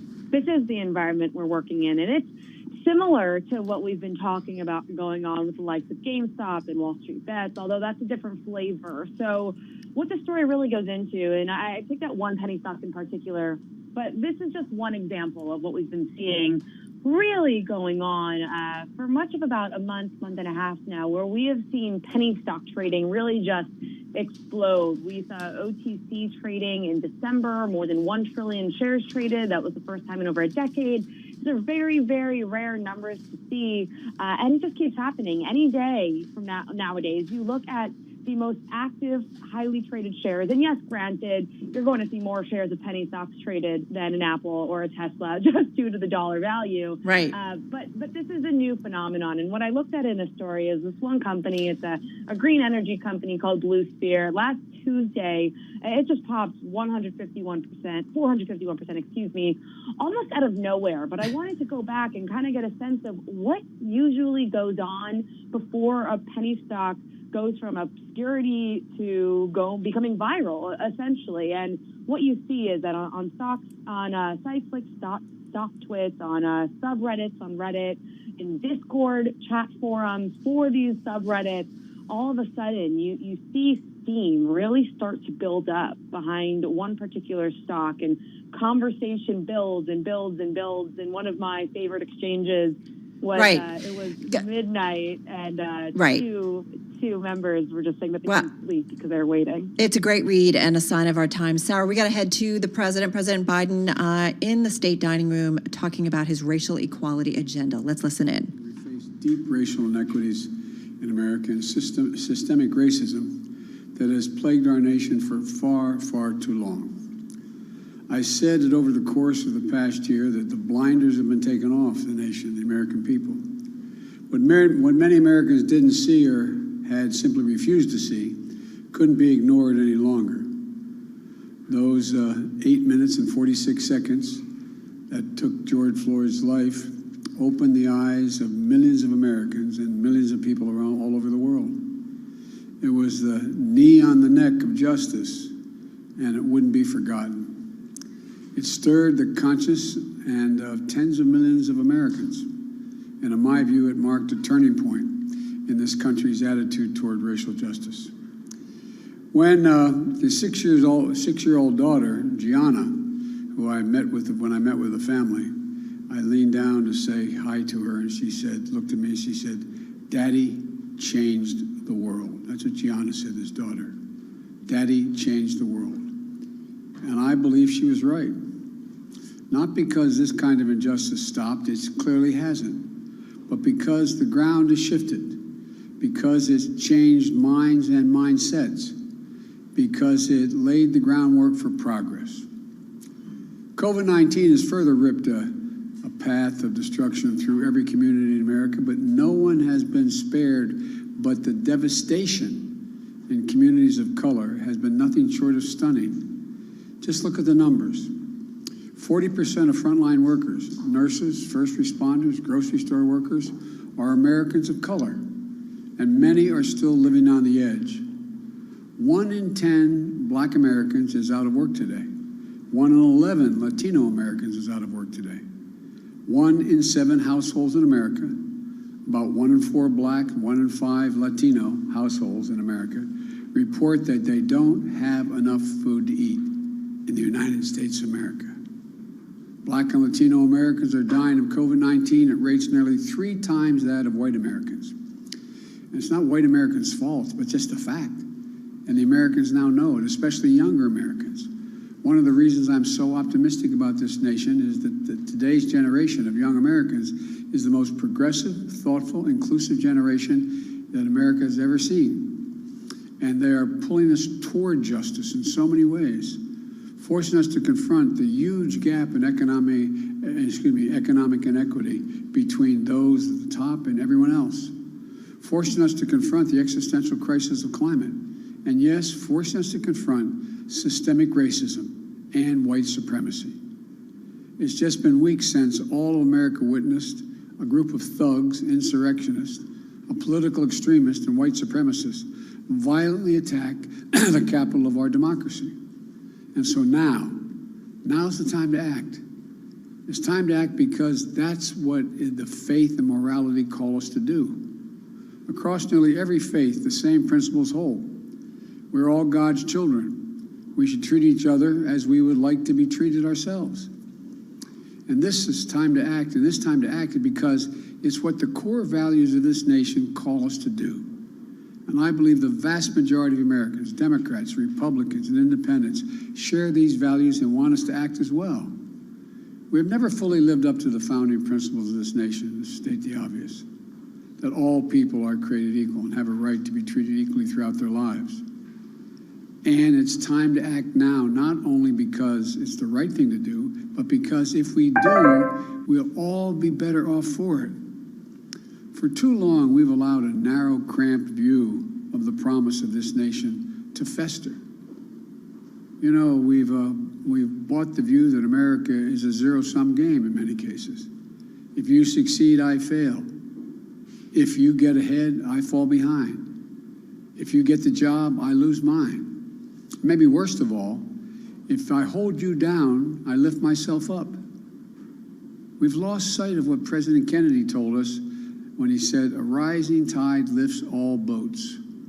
And when we lift each other up, we're all lifted up. You know, and the corollary is true as well. When any one of us is held down, we're all held back. More and more economic studies in recent years have proven this. But I don't think you need economic studies to see the truth.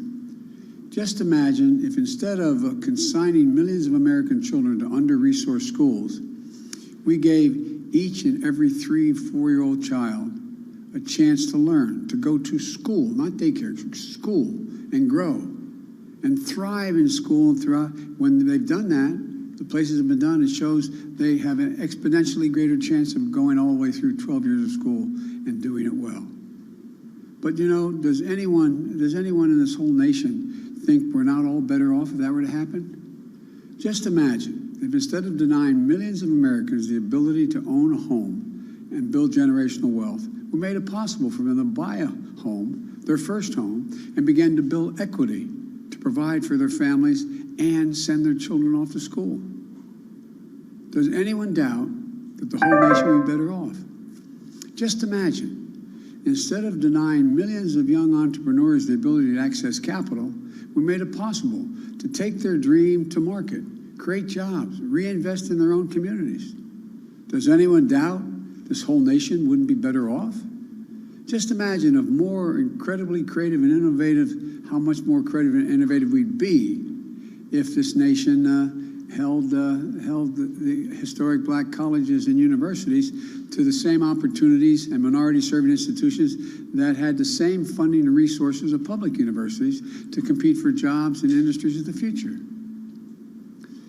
You know, just ask the first HBCU graduate elected as vice president if that's not true. But to do this, I believe this nation and this government need to change their whole approach to the issue of racial equity. Yes, we need criminal justice reform, but that isn't nearly enough. We need to open the promise of America to every American, and that means we need to make the issue of racial equity not just an issue for any one department of government. It has to be the business of the whole of government. That's why I issued, on one of the first days, my whole of government executive order that will, for the first time, advance equity for all throughout our federal policies and institutions.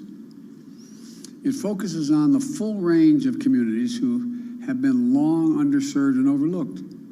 People of color, Americans with disabilities, LGBTQ Americans, religious minorities, rural, urban, suburban communities facing persistent poverty.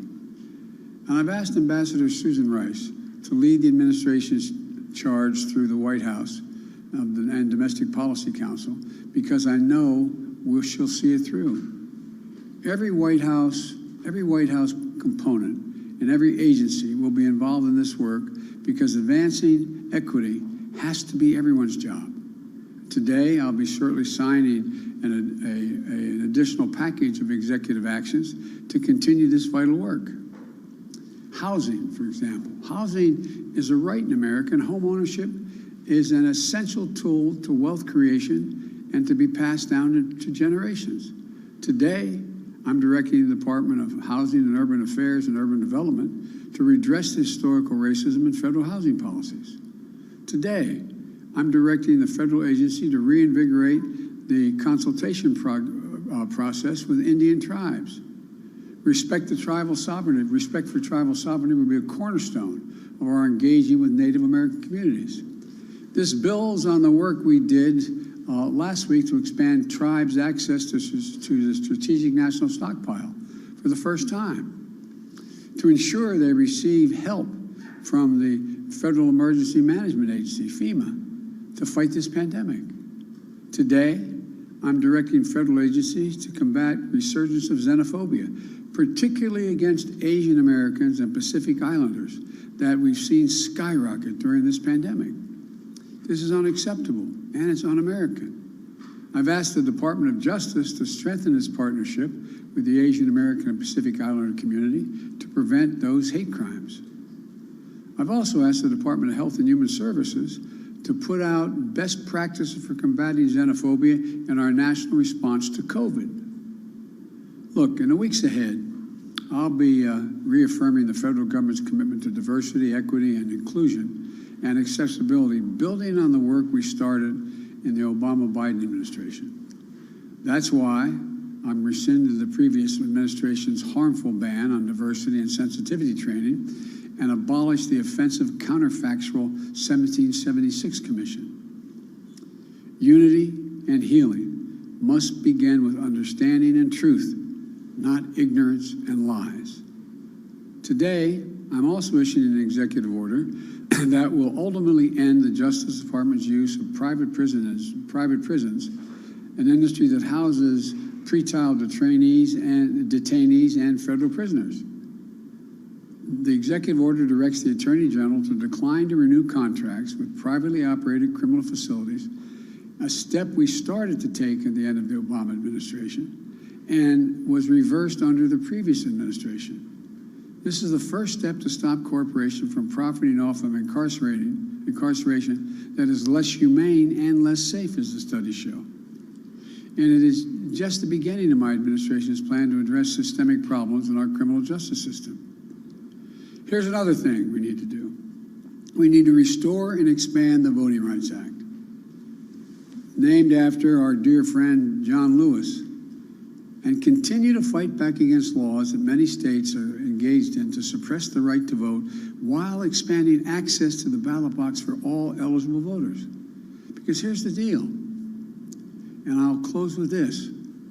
I ran for president because I believe we're in a battle for the soul of this nation. And the simple truth is, our soul will be troubled as long as systemic racism is allowed to persist. We can't eliminate it. It's not going to be overnight. We can't eliminate everything, but it's corrosive, it's destructive, and it's costly. It cost every American, not just who felt the sting of racial injustice. We are not just a nation of morally deprived because of systemic racism. We're also less prosperous. We're less successful. We're less secure. So we must change, and I know it's going to take time, but I know we can do it. And I firmly believe the nation is ready to change, but government has to change as well. We need to make equity and justice part of what we do every day, today, tomorrow, and every day. I'm going to sign these executive actions to continue the work to make real the promise of America for every American. Again, I'm not promising we can end it tomorrow, but I promise you we're going to continue to make progress to eliminate systemic racism, and every branch of the White House and the federal government is going to be part of that effort. Thank you. So, of course, that is President Biden there at the state dining room getting ready to sign, again, a handful of executive orders, Tim. And we could see, the message is the United States talking about the systemic racism that we are seeing throughout the country, throughout the government. And so the president and his team on a mission to eradicate that and really address some of the inequalities that are in our system. He tied these inequalities in our system to the economic conversation. He said we're less prosperous with these inequalities, with systemic racism. We're less secure. He tied it to security as well. Yeah, exactly. Let's just listen in a little bit as he signs these executive orders. Government's history of discriminatory housing practices and policies. So that is a first executive order when it gets to some of the inequities, and that is to deal with fair housing, essentially. He's going to get to the other ones, which deal with the penal system, which talk about Native American communities and lifting them up, and also combating xenophobia. So again, let's go back to the president. Incarceration system by eliminating the use of privately operated criminal detention facilities. So President Biden getting ready to sign that second executive order. Yeah, he said this order is the first step to end profiting off of incarceration. And this is the use of private prisons, which, go back several decades. It was kind of the thing in terms of the investment world. But again, looking to get rid of them. Let's go back to the president, a third executive order. Tribal consultation and strengthening nation-to-nation relationships. And he said that he was directing the federal agency to reinvigorate the consultation process with Native Americans. Last executive order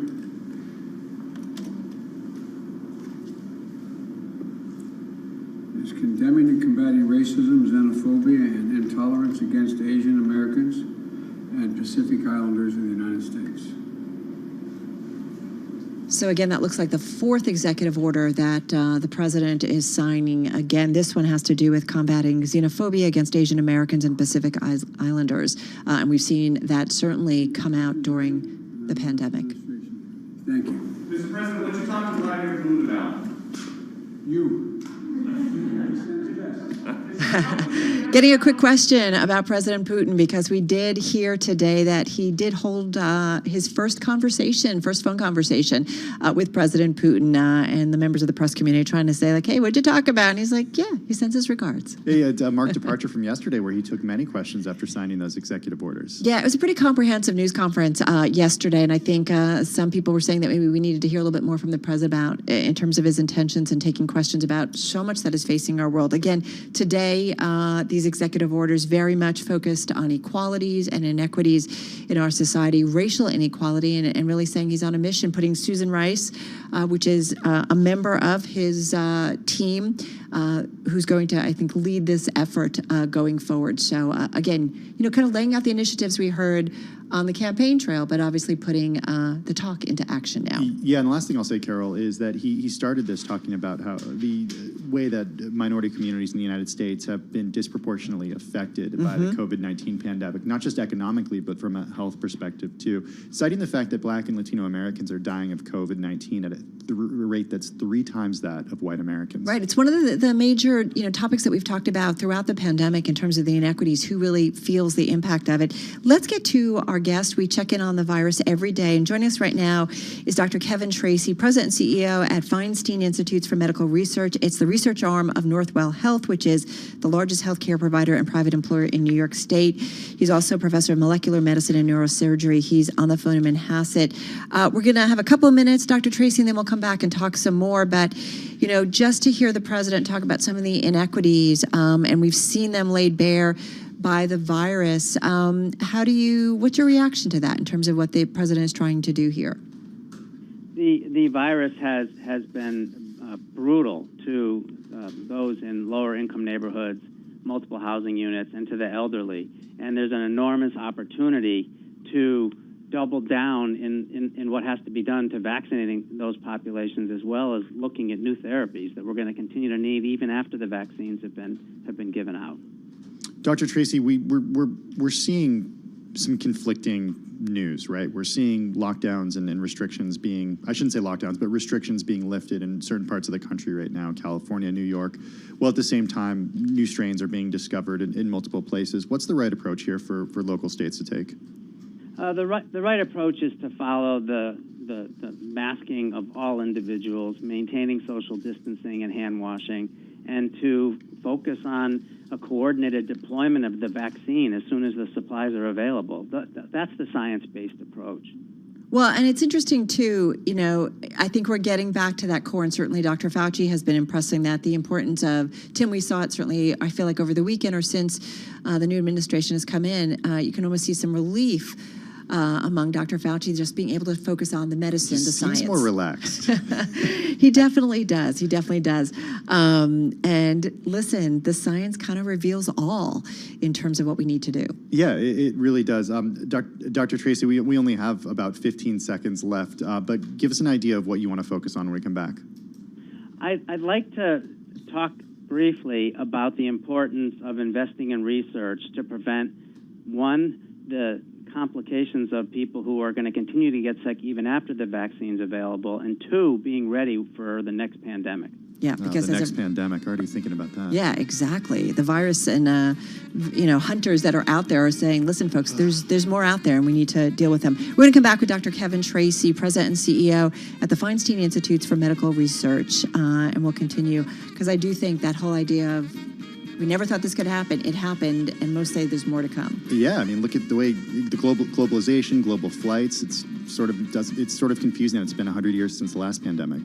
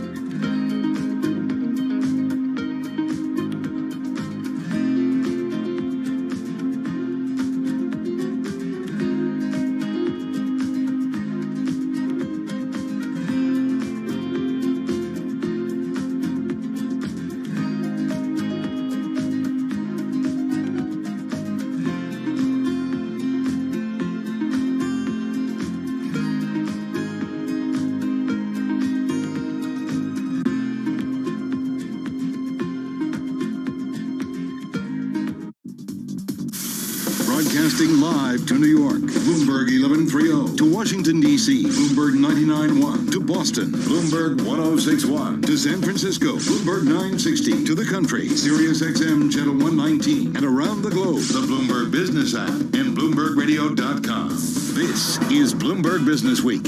You are listening to Bloomberg Business Week. We're going to get back to Dr. Kevin Tracy. He's president and CEO at Feinstein Institutes for Medical Research. And you queued him up really well, or teed him up, I should say, Tim, really well, that his point is we're going to have more of these COVID type or different types of viruses that are going to be difficult. Okay, I'm going to leave the glasses half full here. I'm optimistic about it. We're going to know how to deal with it. We're going to know how to get the shots in the arms next time. Fingers crossed. We've hopefully got the playbook. All right, more of that in just a moment. Let's get back to the trading day with Charlie Pellet. Hi, thank you very much. Here's what's going on. Stocks higher across the board. Do want to begin, though, with prison stocks. The Justice Department will be required to end its use of privately run prisons under an executive order signed today by President Biden. You heard it live right here on Bloomberg Radio. The move sent shares of the country's two largest operators of private prisons, Geo Group and Core Civic, lower. Geo Group plunging now by 11%. Core Civic shares, they are down by 5.3%. Stocks trading higher ahead of earnings reports from the biggest tech names. Microsoft after the bell. Microsoft up now by 1.5%. S&P up 2 points, up 0.1%. The Dow's up 33, higher by 0.1%. Nasdaq up 21, higher by 0.2%. 10-year down 3/32. 10-year yield 1.03%. Gold down $5 the ounce at $18.50, and West Texas Intermediate crude down 0.4%, $52.57 a barrel.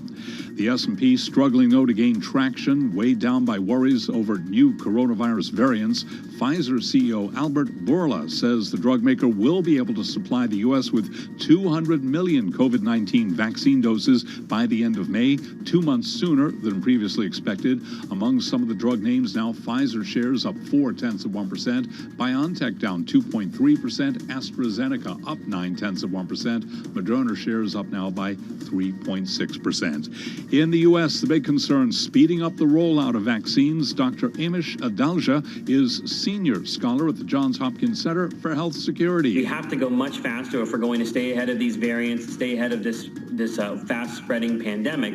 And I think it really has to be kind of an all-hands-on-deck approach, using federal government assets like FEMA, the National Guard, to set up mass vaccination clinics. It can't be something that goes kind of at a pace where you have to kind of do this in a very managed manner. It has to be really assembly line. What we're seeing in the UAE, what we're seeing in Israel, that's the pace we need to be aiming for. The Johns Hopkins Bloomberg School of Public Health is supported by Michael R. Bloomberg, founder of Bloomberg LP and Bloomberg Philanthropies.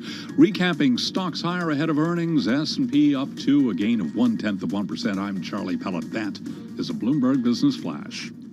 Thank you, Charlie Pellet. Let's get back to Dr. Kevin Tracy. He's president and chief executive officer of the Feinstein Institutes for Medical Research. He joins us on the phone from Manhasset, New York. Dr. Tracy, we sort of teased that we're going to talk about the next pandemic, and it's surprising to me that we're already thinking about the next pandemic. We haven't even gotten through this one yet. Are we going to be better prepared, hopefully, for the next pandemic? And why are you convinced when do you think the next one would be? Thank you, Tim, and thank you, Carol. Thank you both for having me on. Sure. I don't know when the next pandemic will come, but there will be another pandemic. And in fact, we will be better prepared if we learn from what we're going through now. So there's a couple of ways to think about this. One way is to think of it as a Sputnik moment. When Russia launched its first satellite, it terrorized military leaders in the U.S., and it terrorized civilians because it was unexpected, and we were unprepared for a space race. But we as a country doubled down and led by major investments in science and research. We put a man on the moon before the decade was out, as JFK asked the country to do. It's because the country reacted in a cohesive and organized way to a perceived threat. We need to do the exact same thing now for the COVID response by investing more in federal dollars invested into research, because this was not a surprise, okay? This was an expected event. Right. Well, and forgive me for jumping in, because like someone tweeting at me and saying, listen, we've had the swine flu in 2009. We had the Russian flu of the 70s, the Hong Kong flu of the late 60s. We've had flus along the way, and we've had viruses that have been really difficult. I guess I mention it because I agree with you that the country has to focus on it, but the world really has to focus on it, right? If we're going to really get these under control, especially with the amount of flow and movement between countries, and our economies depend on that, it really has to be a global effort. I agree, Carol. A global effort and a global focus would be ideal, but we may not be able to control the global focus, but we certainly have to double down on a U.S. focus. In 2003, after the first SARS outbreak, I actually was invited down to Washington on a very small panel, and we modeled what would happen if exactly a virus like COVID coming out of China or Asia began to infect Americans. And the models we used were more lethal than the current virus, which is not very lethal. The models we used projected 40% of the United States would have been dead by now. So this was not a surprise. Right. And I was one of dozens of participants in reports recommending preparation for pandemics on the basis of national security, including stockpiling PPE, stockpiling antibiotics, stockpiling ventilators, and stockpiling the ventilators in schools and fire stations so they'd be readily accessible in case the hospital systems collapsed. So there was no surprise here. And the surprise is we weren't ready. Right. Yeah. I mean, I think it wasn't surprising that there was a pandemic. It was a surprise how unprepared we were for it. It wasn't surprising that there was a pandemic. It was a surprise how unprepared we were for it. What do you think should be done right now, thinking about this pandemic immediately in order to get us out of it? I think we have to celebrate the victory of science. The fact that and double down on the investment in it. The fact that we're using vaccines today against a virus that none of us had heard of 13 months ago is remarkable. It's something to be incredibly proud of, and it's something to celebrate as a major victory in the history of science, that we're using vaccines. Many vaccines, actually, have been developed for a virus that was unknown 13 months ago. And a reminder that Moderna has been working on this for a few years. This messenger RNA didn't just happen in the last 12, 13 months. Like, it's been coming, correct? Carol, exactly right. Moderna has been working on it for a few years, but for 15 years before that, basic research funded by the federal government and universities and research institutes laid the groundwork for Moderna to be able to pick it up. Right. You think about DARPA and the programs. We'll continue this conversation another time, Kevin, so do come back. Dr. Kevin Tracy, President and CEO at Feinstein Institutes for Medical Research, on the phone from Manhasset, New York. This is this whole idea, you've got to invest. You think about the space program and everything that came out of it, right? And I do wonder more about public-private partnerships to get some of these big problems dealt with. I mean, on the other side of this, Carol, there's going to be no excuse for us not being ready for the next one, whether that's PPE, whether it's supporting private companies in vaccine development, getting shots in arms. We certainly have built up our defense so that we're ready, so why don't we build up our health defense? Just going to put that out there. All right, let's get to world and national news. Over to Nancy Lyons in D.C. Hey, Nance. Hey, Carol. President Biden says the nation needs to change its approach and put racial equity at the center of all we do. And I firmly believe the nation is ready to change, but government has to change as well. We need to make equity and justice part of what we do every day. Among the executive today, orders, tomorrow, and every day.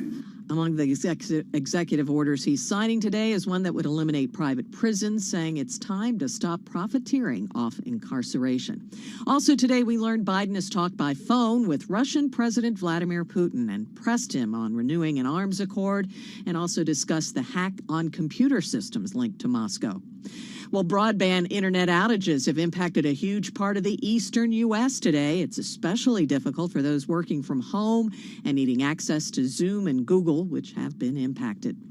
Minority Leader Mitch McConnell is now agreeing to a Senate power-sharing deal after he says he was reassured the filibuster, a stalling tactic for the minority that requires 60 votes to overcome, will remain intact. Senate Majority Leader Chuck Schumer addressed the issue on the Senate floor. I am glad the Republican leader finally relented, and we can move forward now to organize the Senate, set up committees, chairs, and ranking members, and a process for moving bills and nominees to the floor from committees with an evenly divided number of members. Democrats will hold the chairmanships. Global news 24 hours a day on air and on Bloomberg Quick Take, powered by more than 2,700 journalists and analysts in more than 120 countries. I'm Nancy Lyons. This is Bloomberg. All right, Nance, thank you so much. Just quickly, I want to mention a headline crossing the Bloomberg. The state of Texas winning a nationwide order blocking President Biden's deportation freeze. So just want to put that out there. Also want to put out there that people had some problems working from home online. Yeah, they did. So just before noon today, before we went to air on our noon Quick Take show, I looked at Twitter and everybody was saying, wait a second, Zoom, my kid's Zoom dropped out. Zoom's not working, internet's being glitchy and slow. It turns out those people were not alone. Zoom and Google outages, a royal work-from-home economy in the U.S., apparently caused by a fiber cut in Brooklyn, according to Verizon support. Well, it's going to happen, right? And if we want to know one of the big problems of working from home, there it is. Yeah, okay, but here's the thing, Carol. But it could happen anywhere. Right, it could happen anywhere. And even though this happened in Brooklyn, internet customers across a broad swath of the eastern U.S. suffered as a result of it. I'm no expert when it comes to broadband infrastructure, but if cutting I did not know that. If the cutting of one cable in Brooklyn so true. Are we that fragile? Can disrupt internet up and down the east coast of the United States. It's probably a really important piece of fiber. Then maybe put in another piece of fiber. Yeah, I don't know. These are things that are way above my world. But yeah, it does make you wonder if it's that vulnerable and maybe what else we could do. So stay tuned. We'll find out probably more about exactly what happened there. At the same time, we've got the year ahead going on, and senior bankers are sounding the alarm. They're saying working from home is at risk of not working anymore. Barclays CEO Jess Staley saying at the World Economic Forum that's also going on. I don't think it's sustainable. JP Morgan Chase's asset management boss Mary Urtis agreeing with that. Look, you talk to anyone who's been working from home for the last 10 months and they'll tell you the same thing. It's like Groundhog Day over and over again. You need to take walks. You need to separate your day. It's also hard though being in the office and it not being normal. I know, but I'd much prefer the office than home. Yeah, okay. Well, stay tuned.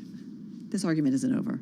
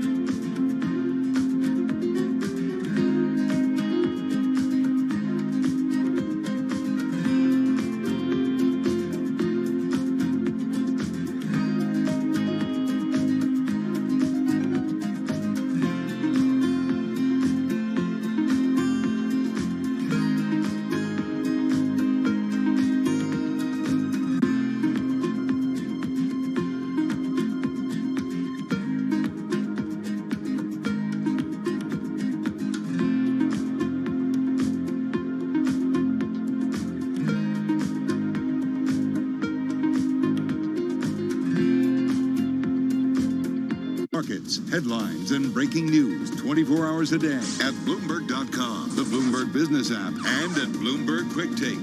This is a Bloomberg Business Flash. From Bloomberg World Headquarters, I'm Charlie Pellet. Number of developing stories. According to data from Johns Hopkins University, global confirmed COVID-19 cases have now surpassed 100 million.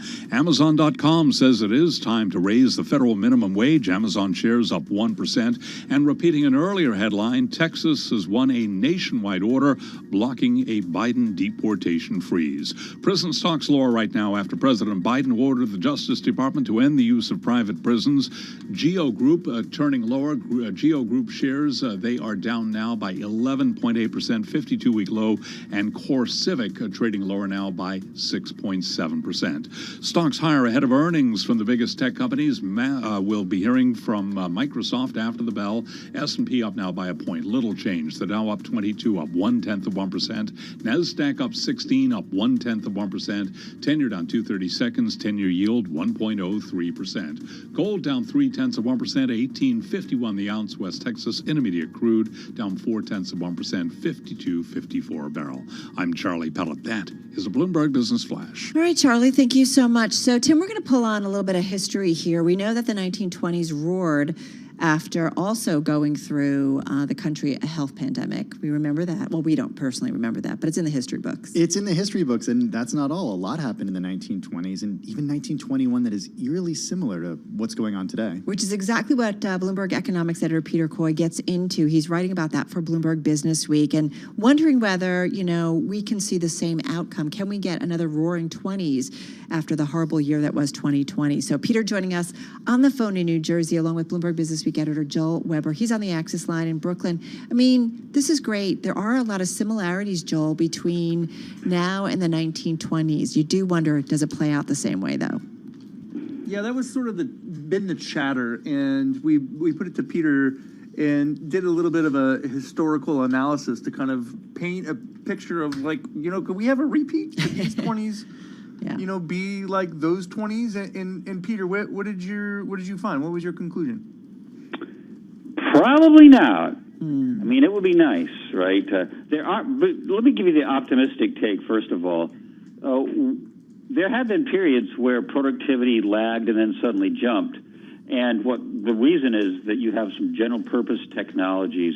In the case of the 1920s, it was the automobile, the internal combustion engine, which was used in cars and trucks, and electricity, which electrification of factories and homes. Both those things paid dividends literally for years, even though it took a while before the big payoff came. So who knows, maybe the 2020s will be the decade that, biotechnology and digitization, computers, artificial intelligence, and so on will finally start paying off big dividends. And you see some intriguing evidence. The very fact that so many of us are working from home now successfully is a reflection of the ability of video conferencing, cloud computing, and so on. It's just incredibly productive use of new technologies. And then, again, in medicine, we have the very fact that these vaccines were concocted and just began to be distributed within a year is just incredible. And that's based on some new technologies that will be used in other medicines and vaccines in the future. So that's the optimistic take. So I just want to stick on that for a minute before we turn to the pessimism. And we'll get to the pessimism. I also want to just bring us, rewind to 1921 and the inauguration. Can you tell us about what that was like? Because the similarities are pretty eerie sometimes. Cold and windy day. The predecessor, in that case, Woodrow Wilson, was not on stage, although it was not because he had gone to Florida. It was because he'd had a serious stroke and really wasn't very well. The president, Warren G. Harding, spoke of unity. It was a time of high unemployment, and the U.S. had just gotten through a global pandemic. So a lot of parallels. It was a bit of a somber occasion, and yet inauspicious, and yet it set the stage for, as we know, a takeoff. It started that summer when we emerged from a recession and the rest is history. Electrification, as I said, the automobile, radio, movies, on and on. Right. Indoor plumbing, labor-saving there's a big one. appliances. Yeah, those are all huge. Okay, so you gave us the optimistic case, Peter. Give us the pessimistic one.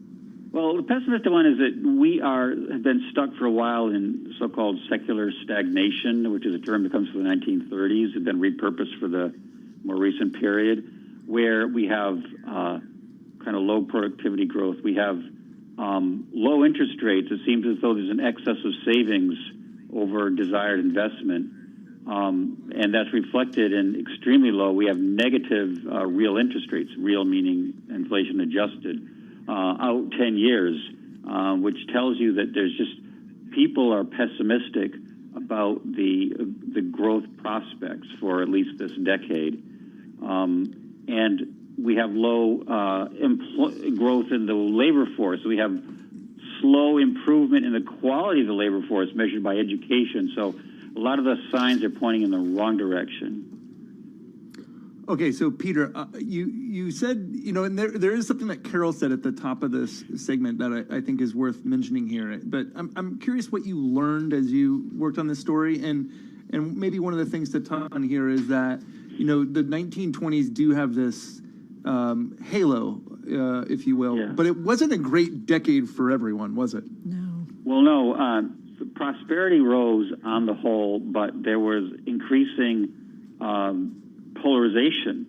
The rich got richer and the poor got poorer. In that case, the poor farmers did very badly in the 1920s. And that was a time when the agricultural workforce was a much bigger share of the population than it is now. So it really affected a lot of people. Factory workers did well because manufacturing was on the rise. In contrast, it was a tough period. Rural America in general, a lot of immigrants had a tough time. Women had just gotten the vote. Remember, that was the amendment that brought women's suffrage in 1920. Blacks, in some ways, African Americans, we had the explosion of creativity and culture with the Harlem Renaissance and so on. But there's also a lot of discrimination against African Americans. And there were race riots, there were lynchings, there was a Ku Klux Klan rally in Washington, D.C. Right. There were some dark sides, and there was also a lot of anti-immigration sentiment. The 1924 Immigration Act was actually a role model for none other than Adolf Hitler, horrible as that is to say. So, yeah, not all sweetness and light in the 1920s. So, okay, so what are the lessons to be learned here? Because as you say, and you point out isolationism, that was happening there, and maybe that's something we can pull forward here in 2021. Yeah, that Adam Tooze, the Columbia University historian, talked to me about that.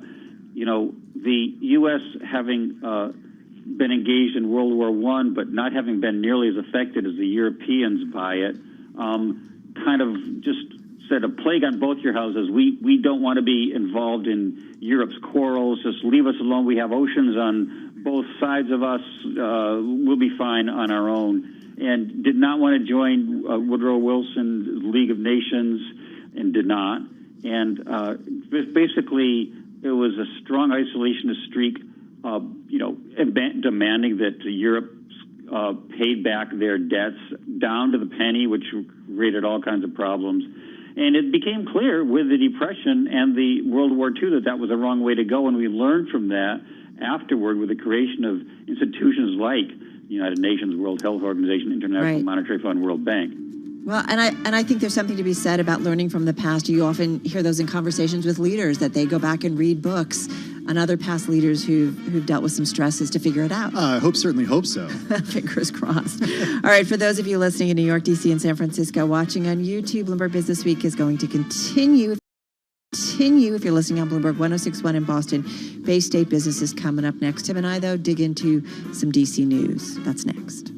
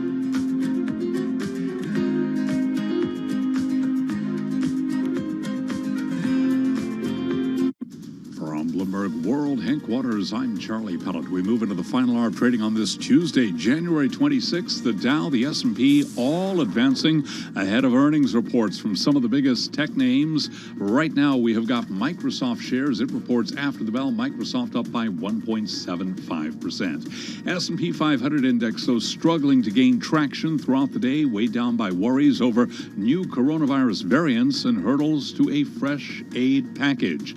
S&P is up 1 point now, higher by less than 0.1%. The Dow's up 38, up 0.1%. NASDAQ up 11. That is a gain of 0.1%. 10-year down 3/30 seconds. 10-year yield 1.03%. Gold is down 0.3%. 18.51 the ounce. West Texas Intermediate crude down 0.4 now. 52.55 a barrel. The International Monetary Fund has raised its forecast for global growth this year, betting the rollout of coronavirus vaccines and more fiscal stimulus will offset the immediate challenge posed by the resurgent pandemic. Ita Gopinath is the IMF's chief economist, and she spoke this morning with Bloomberg Television and Radio. What we have is that in the case of the U.S., we ended 2020 with an additional stimulus that was provided, and that is an important factor for the upgrade for the U.S. by almost a percentage point. And 2020 also ended in some way in a less worse place than what we had projected for the U.S. Alaska Air reported operating revenue for the fourth quarter that met the average analyst estimate. Shares now lower by about 1.5%. Among some of the other airline names today, UAL up 1.8%. American Airlines Group down 0.4%. Delta up 0.8%. Southwest up by 0.3%. GameStop shares extending their astronomical surge as day traders continue to pile into the heavily shorted retailer. GameStop shares up today by another 74.7%. Recapping, S&P up now by 1 point, little changed ahead of earnings after the bell. I'm Charlie Pellet. That is a Bloomberg Business Flash.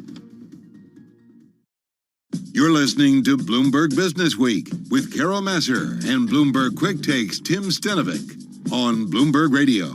So, a top story at this hour, and Tim, I think I noticed it was among the most read on the Bloomberg, and it has to do with Senate Republican leader Mitch McConnell saying he's ready to make a deal allowing Democrats to take control of the evenly divided Senate. I found just the phrasing of this just interesting, right? Like, what? Wait a minute. I thought he wasn't in control anymore. Hey, they have to agree to agree.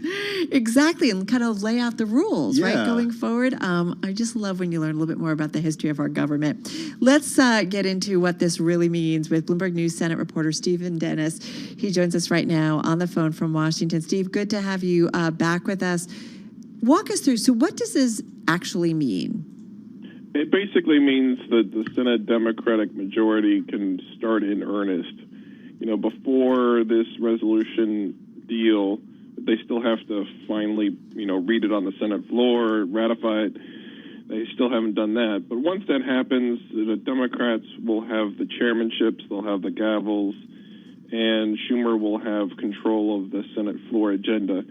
But, it's pretty rare for the Senate to be 50-50. The last time was in 2001, and they're basically following that framework, including having the even numbers of senators on each committee, even funding for each side. So it's a power-sharing agreement. It's kind of an unusual situation because Democrats need Republican cooperation to not gum up the works. And what was really holding it up is McConnell wanted assurances that the Democrats aren't going to, a few months down the line, towards the 60-vote threshold for the legislative filibuster, which a lot of Democrats are talking about because McConnell's been so successful at blocking so many of their priorities. And, two Democrats, Joe Manchin and Kyrsten Sinema, assured McConnell basically yesterday that they would not vote to end the filibuster in the next 2 years. And so McConnell said that was enough for him. So what happens if they change their mind and they do vote to... Right. I mean, that happens. Look, we saw Mitch McConnell a few years ago with Merrick Garland's nomination, right? He did not take that up. And then the same thing happened when Ruth Bader Ginsburg died. Yeah, so I think you know, the folks who want to end the filibuster point to 2013 when there was a similar gentleman's agreement on filibuster, you know, getting rid of the filibuster for regular nominations. And that didn't last very long because McConnell and Republicans then ramped up their use of the filibuster on nominations, and Harry Reid and the Democrats said, you know, this is, you've gone too far. So I think a lot will really depend on how much Republicans block Biden's agenda. If they're blocking everything, you know, I think it's going to be very hard for Manchin and Sinema to keep telling their supporters and fellow Democrats that they should just, you know, sort of suck it up. But, you know, for now at least, there's a chance for the Senate to work. They're confirming nominations. There's at least a bipartisan group talking about virus relief.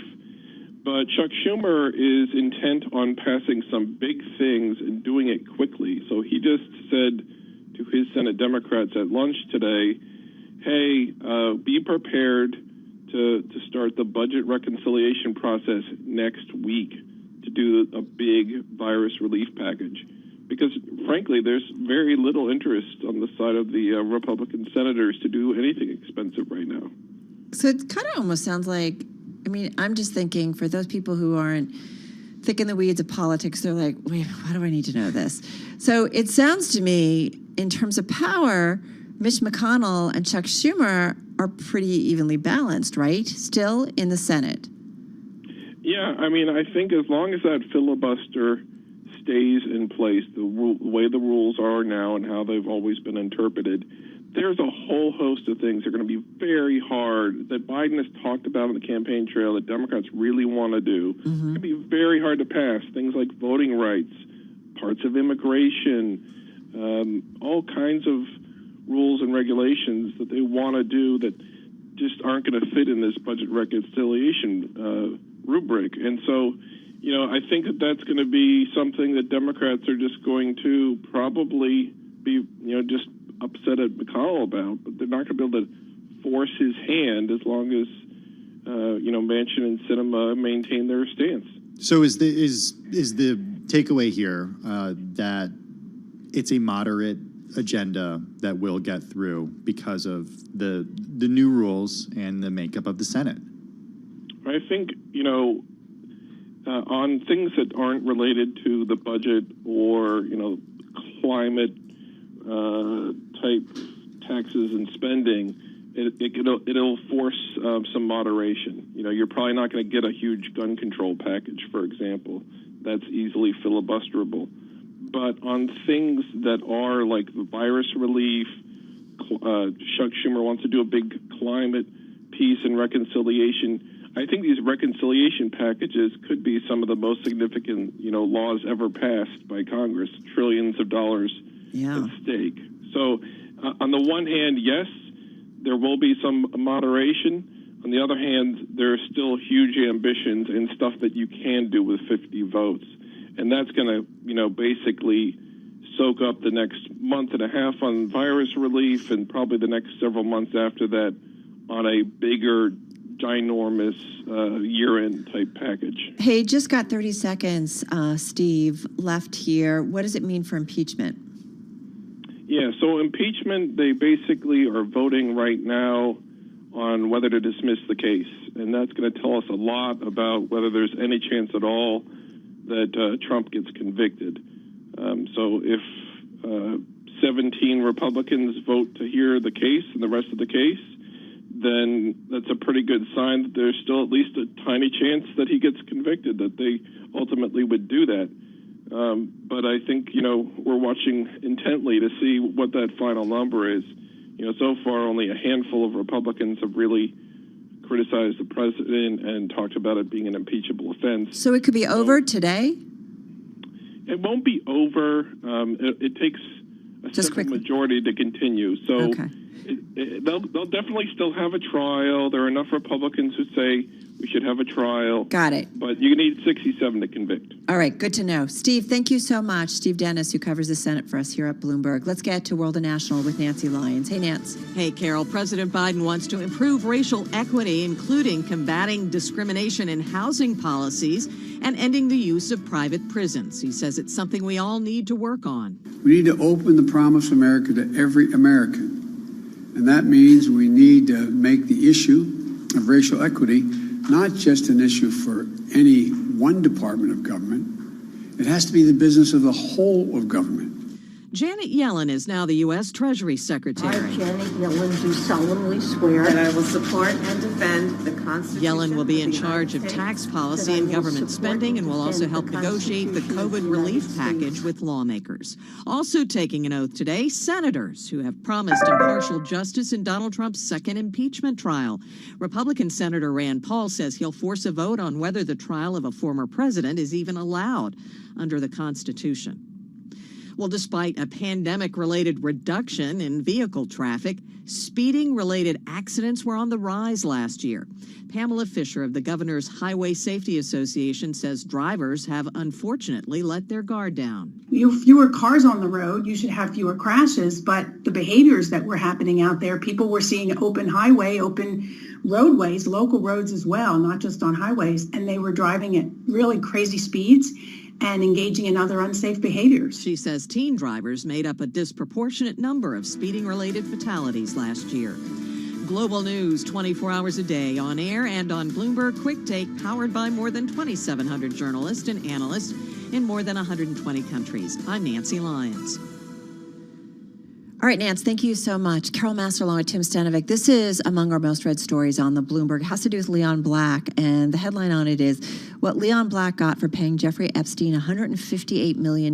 And an investigation, there was a report that actually came out yesterday by the law firm Detchert. They were commissioned by Apollo's board to do this investigation after news stories about the financial ties potentially between Leon Black and Jeffrey Epstein came to light. Well, the investigation found that Black paid Epstein $158 million between 2012 and 2017, and that was after Epstein pled guilty to felony charges. He was a sex offender, we know that, and he pleaded guilty to those felony charges back in 2008. But anyway, they had a relationship for advisory services that helped expand the wealth of really what is one of America's richest men, and we're talking about Leon Black of Apollo. Yeah, you mentioned the timing of when they and that's what's interesting about this, right? It really is. And as our colleagues Pierre Paulden and Ben Steverman note, Leon Black was willing to overlook that Epstein had served 13 months in Florida after in a Florida jail after soliciting an underage prostitute, partly because Epstein claimed that the girl had lied about her age, and then, Black believed in second chances. Right. But as far as what he got out of this relationship, tax savings, access to yachts and an airplane. Well, and the tax savings are pretty impressive. The findings show, and I should point out, the law firm that looked into it, they found no evidence that Black was involved in any way of Epstein's criminal activities, and Black still maintains he had no knowledge of Epstein's abuse of underage girls. But they did find that in terms of Epstein's skill and knowledge of the tax system, that he helped Leon Black save at least $1 billion and potentially more than $2 billion over the time of their relationship. So it's kind of interesting to just see how this, the information that's coming out, I guess I should say. Yeah, and look, to put those tax savings into context, according to the Bloomberg Billionaires Index, Leon Black is worth almost $10 billion. So it's significant money. All right, you're listening to Bloomberg Business Week.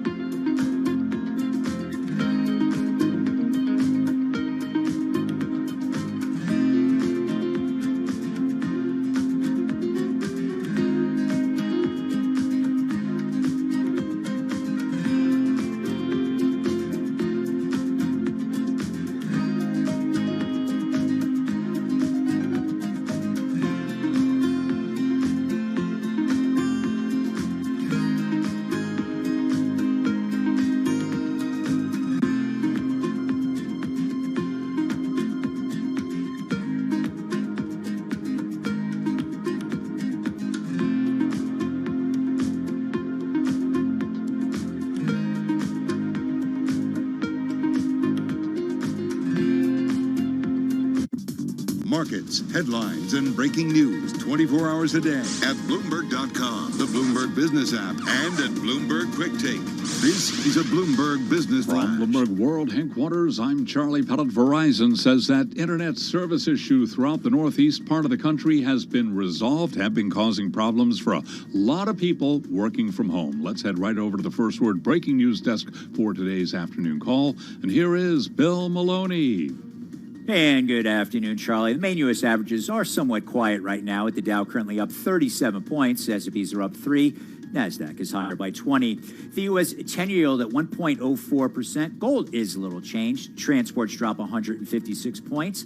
And among the main 11 S&P sectors, leaders were real estate and consumer staples, while energy was under pressure again. Leaders to the upside in the Dow, 3M and IBM, while American Express and Verizon led to the downside. After earnings, Freeport fell 6%. And in other news, GameStop soared another 88% today, while Beyond Meat jumped as much as 39% on a venture with Pepsi. Wrapping things up, AMD, Microsoft, and Starbucks all report after the bell.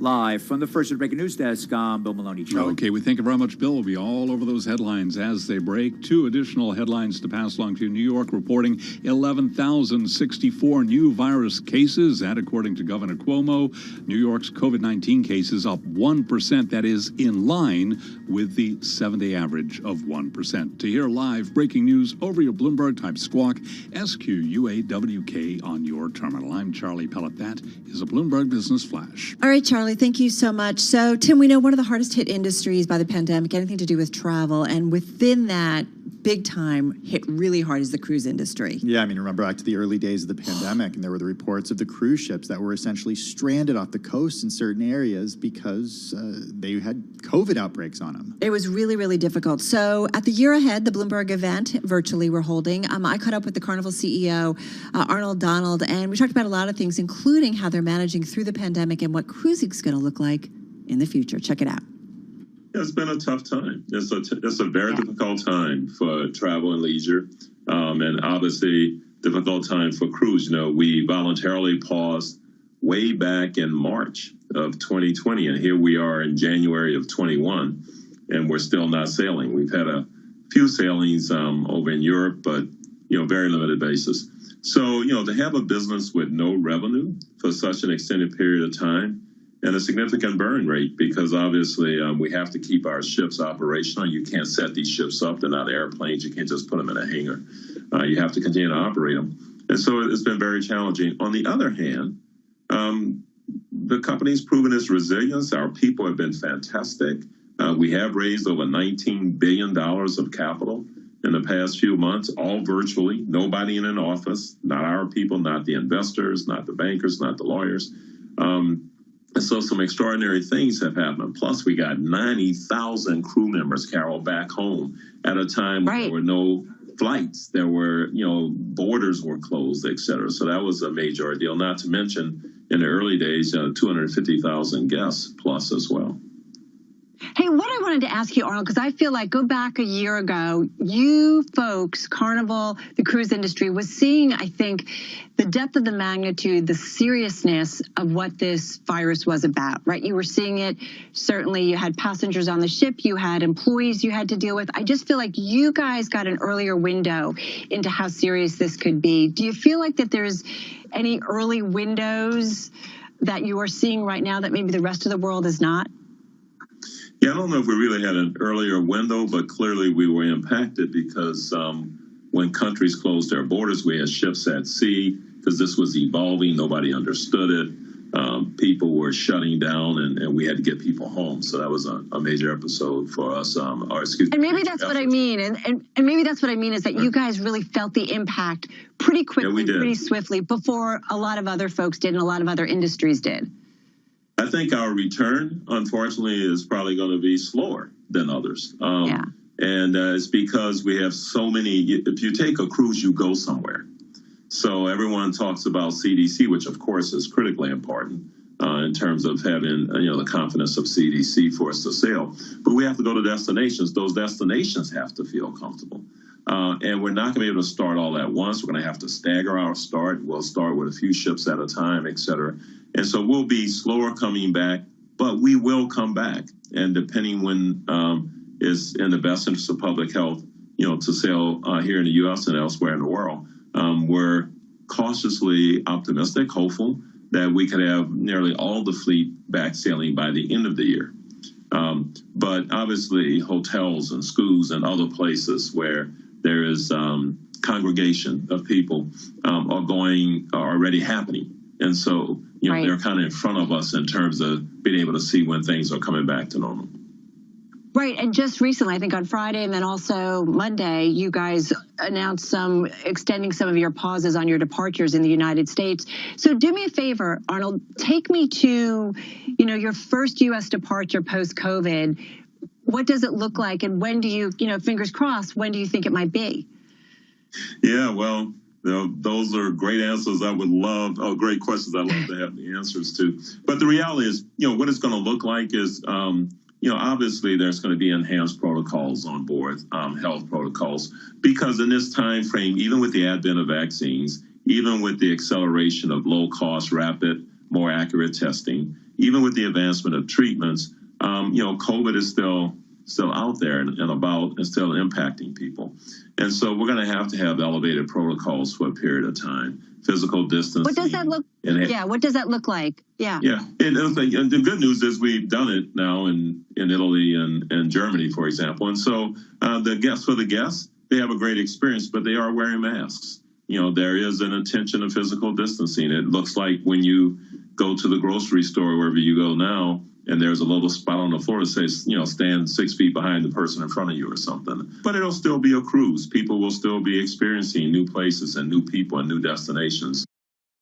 All right, that was Carnival CEO and President Arnold Donald speaking at the Bloomberg Year Ahead Summit and just getting into kind of how do we open up this year? Do we open up this year? I mean, this is a company, Tim, that's raised $19 billion in the debt and equity market, so they've got a great cash cushion, but you're talking about no revenue. No revenue, but perhaps pent-up demand. We spoke to Peter Coy at Bloomberg Business Week earlier about the Roaring '20s, and in that piece, he talks about how Carnival has its biggest planned boardings in April for its biggest ship ever, 5,200 passengers. It's a massive ship. It's called the Mardi Gras. Right. And look, maybe there's going to be, I would imagine a lot of people are eager to get out there and go on vacation. And that's what Arnold said, that, he's got a lot of people, a lot of past customers that are emailing the company. And I know from doing kind of a deep dive in them and spending a little time on a ship, these are people who go on multiple cruises. This becomes part of the way they vacation on a regular basis. So get that vaccine and get on the cruise, I guess, right? Get that vaccine, exactly. All right, you can check out more on that. Just go to our podcast feed and also the year ahead at Bloomberg.com. You're listening to Bloomberg Radio.